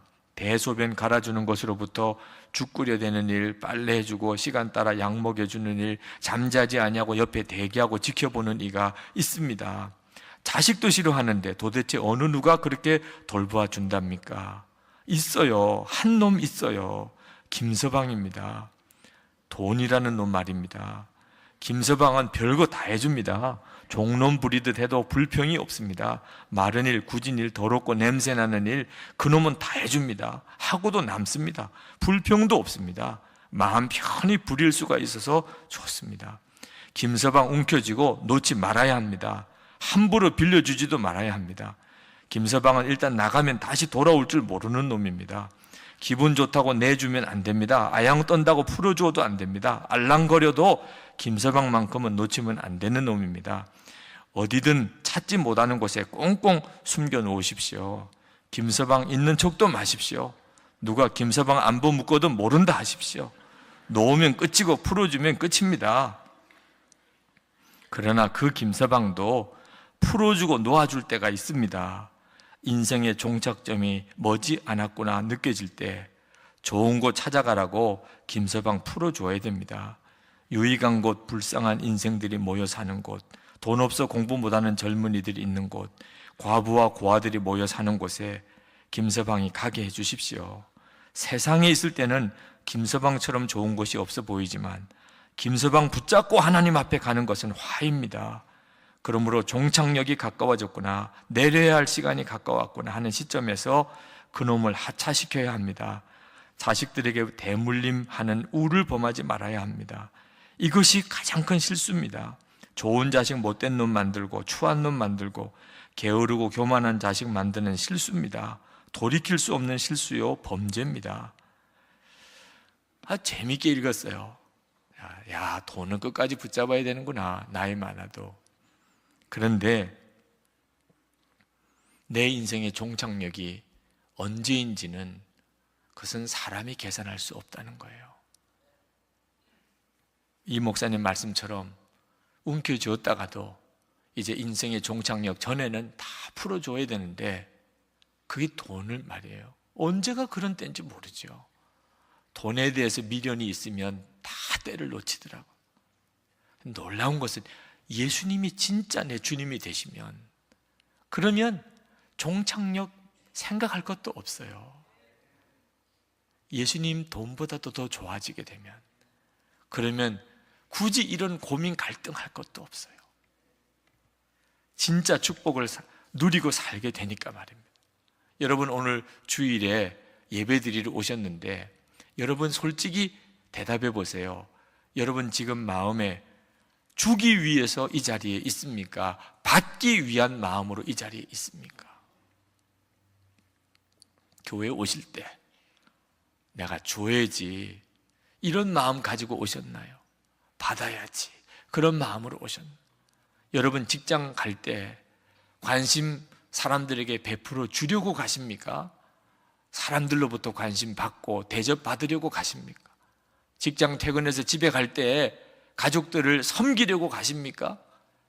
가족들로부터 섬김을 받을 마음을 가지고 가십니까? 여러분들이 마음에 계속해서 받으려고 하고 그리고 섬김을 받으려고 하고 관심을 받으려고 하는 마음을 가지고 있다면 지금 여러분들은 대단히 힘들고 고통스러운 삶을 살고 있으실 거예요. 왜냐하면 이 세상에 여러분에게 관심 가져줄 자는 한 사람도 없으니까. 여러분이 원하는 것 여러분에게 줄 수 있는 사람 한 사람도 없어요. 그러니 얼마나 힘들어요. 근데 여러분의 마음이 예수 그리스도 안에서 정말 눈이 뜨이면 받을 이유가 하나도 없어요. 하나님이 다 주시니까. 독생자까지 주셨고 성령님으로 내 마음에 오신 주님. 예수님의 마음을 그냥 주는 거지요. 그래서 주님의 마음으로 나는 이제부터는 주려고 사는 거예요. 교회 와도 누구에게 뭘 줄까? 가족들 안에 직장 가도 어떻게 하면 내가 사랑과 관심과 재물을 나누어 줄까? 그렇게 한번 살아보세요. 교회 올 때마다 은혜요. 집에 갈 때마다 기쁨이요. 나중에 하나님께서 여러분에게 베푸시는 축복이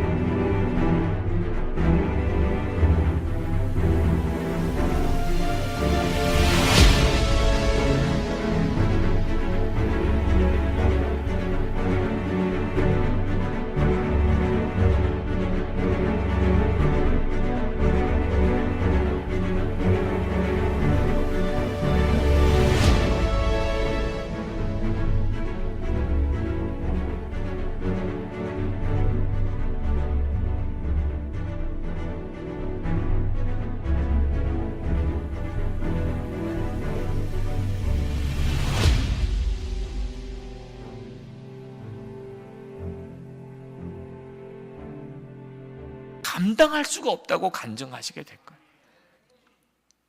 오늘 이 성찬식은 예수님께서 당신의 생명을 우리에게 주시는 시간입니다. 이것은 너희를 위한 내 몸이라, 이것은 내 피라. 그래서 우리가 살아요. 그 성찬을 받을 때 우리 마음이 어떠해야 하지요? 그렇습니다, 주님. 저도 주님의 마음으로 이렇게 내 주변에 있는 사람에게 다 베풀어 주고 살겠습니다. 그때 진짜 축복이, 정말 행복한 삶이, 교회는 사랑의 진짜 공동체가 놀랍게 이루어지는 것입니다. 이제 우리 성찬을 받기 위해서 기도하실 텐데, 여러분 그렇습니다. 하나님, 십자가의 복음으로 제 눈을 열어주셨습니다. 받기만 하려고 하면서 지옥 같은 삶을 살았는데 이제는 주님의 마음으로 베풀고 살겠습니다. 예수님 제 주인이십니다. 나를 이끌어 주옵소서. 우리 다 같이 통성으로 기도하겠습니다.